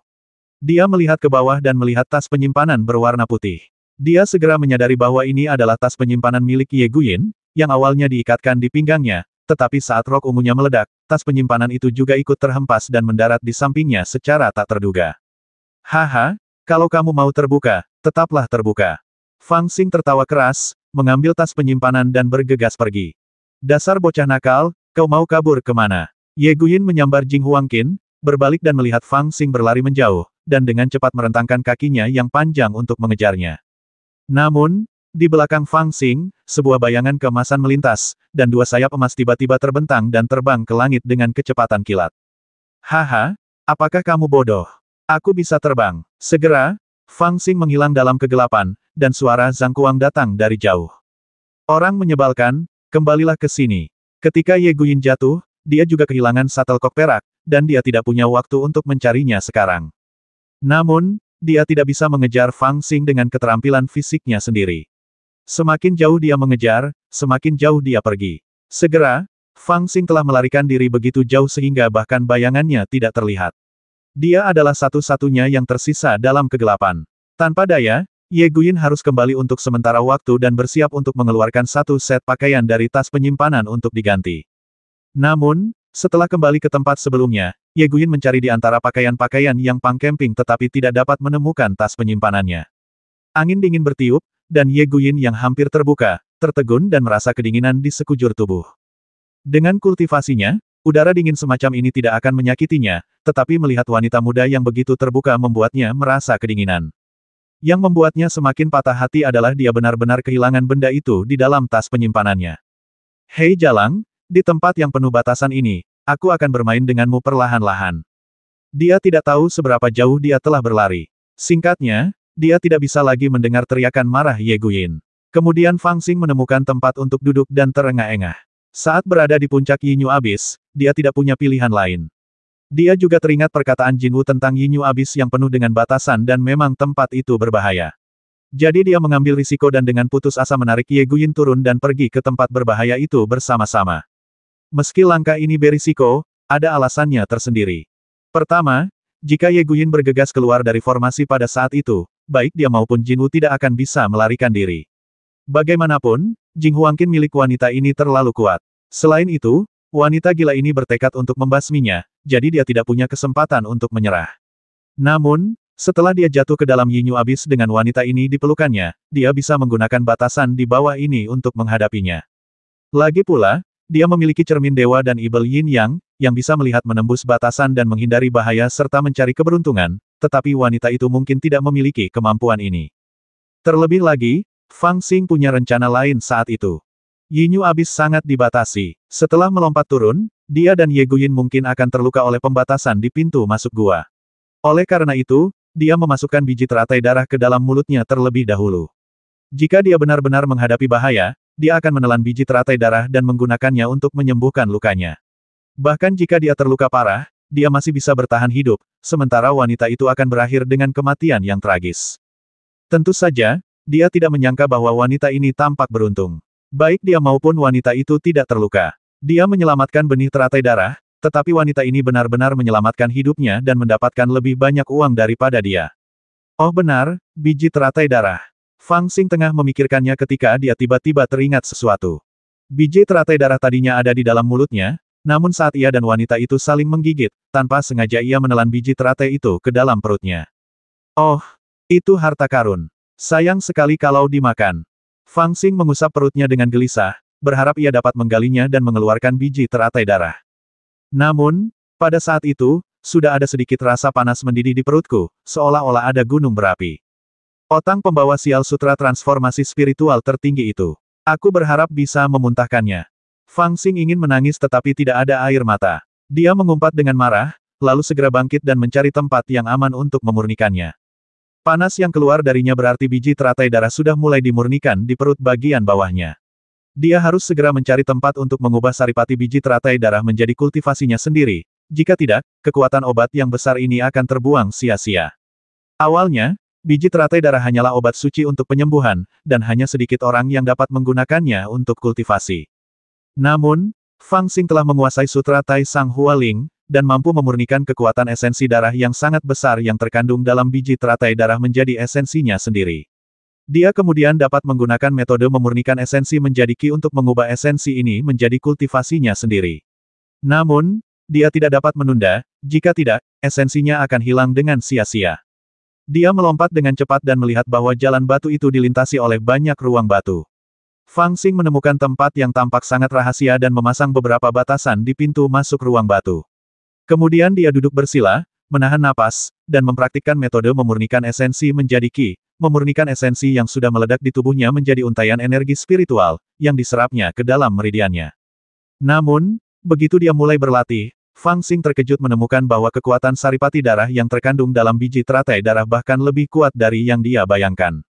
Di dalam tubuhnya, itu seperti gunung berapi, terus-menerus memuntahkan kekuatan saripati darah yang luar biasa.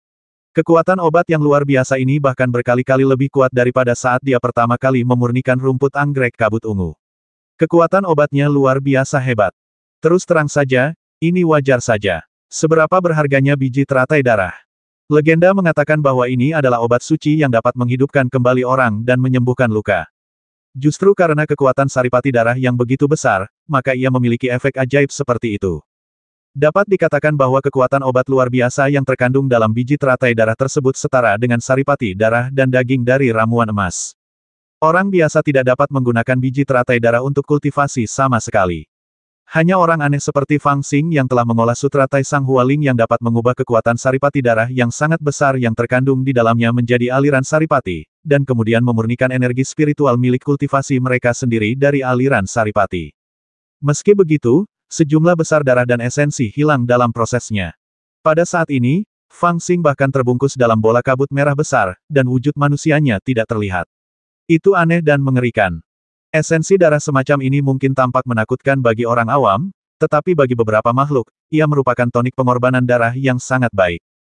Fang Xing, yang sedang berkonsentrasi pada kultivasi, tidak tahu bahwa setelah kabut berwarna darah menghilang, beberapa hantu bodoh perlahan-lahan melayang di Yinyu Abyss yang tampaknya tak terbatas ini. Mereka telah mengalami terlalu banyak tahun, dan meskipun mereka belum menghilang, mereka hanya memiliki beberapa reaksi naluriah dan fragmen memori yang paling mengesankan yang tersisa. Mereka tidak tahu berlalunya waktu, dan mereka akan selalu melayang di sini. Kekuatan saripati darah adalah hal yang paling menggoda bagi mereka. Saat satu atau dua roh yin datang, secara bertahap, semakin banyak roh yin melayang, berdesakan rapat, sebenarnya ada ratusan dari mereka. Pembatasan yang ditetapkan oleh Fang Xing dapat menghentikan manusia, tetapi tidak dapat menghentikan mereka. Mereka melayang masuk tanpa halangan apapun, berebut untuk merebut saripati darah yang terpancar dari tubuh Fang Xing. Lambat laun, jumlah darah dan saripati yang sangat besar itu tidak dapat lagi memuaskan mereka. Entah hantu mana yang mulai merasakan bahwa saripati darah di tubuh Fang Xing tampak semakin kuat. Didorong oleh naluri, ia ragu sejenak lalu menerkam ke arah Fang Xing. Ini adalah hantu berbentuk harimau. Dari bentuknya, dapat dilihat bahwa ia adalah ibel harimau di kehidupan sebelumnya. Ia membuka mulutnya tanpa suara dan menggigit Fang Xing. Melihat kejadian itu roh-roh jahat yang lain pun berdatangan silih berganti, takut kalau mereka akan kehilangan sedikit saja darah dan saripatinya. Akan tetapi, saat mereka hendak menerjang ke arah Fang Xing, mereka tiba-tiba merasakan aura yang menakutkan dan membubarkan diri. Pada saat yang sama, Raja Jahat Peng Agung, yang bersembunyi di lautan kesadaran dan penderitaan Fang Xing, juga menyadari sesuatu. Ketika Fang Xing meningkatkan kultivasinya, Raja Jahat Dapeng selalu menjadi yang paling tidak nyaman. Lagi pula, setiap saat ini, Fang Xing akan selalu mendorong api sejati samadhi hingga ekstrim, dan seluruh lautan kesadaran akan menjadi lautan api yang menyala-nyala. Bahkan jika api sejati Samadhi tidak datang ke arah Raja Jahat Dapeng, itu akan membuatnya sangat tidak nyaman dan tersiksa. Namun, dia tidak berani melarikan diri ke dunia luar, karena dia adalah seberkas roh sejati, dan begitu dia mencapai dunia luar, dia akan berubah menjadi abu. Oleh karena itu, tidak peduli betapa menyakitkannya itu, dia hanya bisa menggertakkan giginya dan menahannya. Pada saat ini, dia merasakan kehadiran roh-roh jahat di dunia luar. Dia tiba-tiba mendapat ide dan terbang menjauh dari lautan kesadaran Fang Xing. Karena ada roh jahat di dunia luar, bukankah itu berarti roh jahat bisa bertahan hidup di dunia luar? Alasan mengapa roh-roh jahat itu mundur adalah karena mereka merasakan nafas Raja Jahat Dapeng. Meskipun roh-roh jahat datang ke tubuh untuk mencuri darah dan energi, pada dasarnya tidak ada bedanya dengan Raja Jahat Dapeng yang mengambil alih tubuh. Satu-satunya perbedaan adalah bahwa Raja Jahat Dapeng telah hidup di lautan kesadaran Fang Xing, jadi Fang Xing memiliki auranya. Roh-roh jahat ini secara tidak sadar menentukan bahwa Fang Xing telah dirasuki oleh jenisnya sendiri, dan jenis yang lebih kuat dari mereka, jadi mereka mundur dan berpencar, tidak berani mendekat. Wus, novel terbaru diterbitkan pertama kali di Liu 9 Suba. Raja Jahat Dapeng merangkak keluar dari kepala Fang Xingtian, dan merasakan lingkungan sekitarnya secara diam-diam. Ketika dia menemukan bahwa lingkungan sekitarnya memang cocok untuk roh sejatinya untuk bertahan hidup, dia segera menghela napas lega dan melayang ke udara. Kemana perginya hantu kecil ini? Mengapa ada begitu banyak roh jahat? Raja Jahat Dapeng memperhatikan kerumunan roh jahat di sekelilingnya dan sedikit mengernyit. Melihat banyak roh jahat yang bersembunyi, seolah-olah mereka takut padanya dan ingin melarikan diri, tetapi enggan meninggalkan darah dan energi Fang Xing, Raja Jahat Peng Agung mencibir dan berkata, aku tidak ingin bersaing denganmu untuk mendapatkan darah dan energi. Aku menyelamatkanmu dengan tidak membiarkanmu mendekati hantu kecil ini. Kalau tidak, kau pasti sudah dimurnikan bersih oleh api sejati Samadhi di tubuhnya sekarang. Beberapa roh jahat di lapangan memiliki basis kultivasi yang kuat di kehidupan sebelumnya, sementara yang lain memiliki yang lemah, tetapi tidak ada dari mereka yang lebih rendah dari tahap pembangunan fondasi. Beberapa dari mereka bahkan lebih kuat dari Raja Jahat Peng Agung di kehidupan sebelumnya, tetapi mereka telah mengalami terlalu banyak tahun, dan kekuatan mereka hilang, spiritualitas mereka hilang, dan mereka hanya ada karena naluri. Adapun Raja Jahat Peng Agung, yang tinggal di lautan kesadaran Fang Xing dan memiliki roh sejati yang kental, dia bahkan telah terkena jejak api Samadhi True Fire ketika Fang Xing memanggangnya dari waktu ke waktu.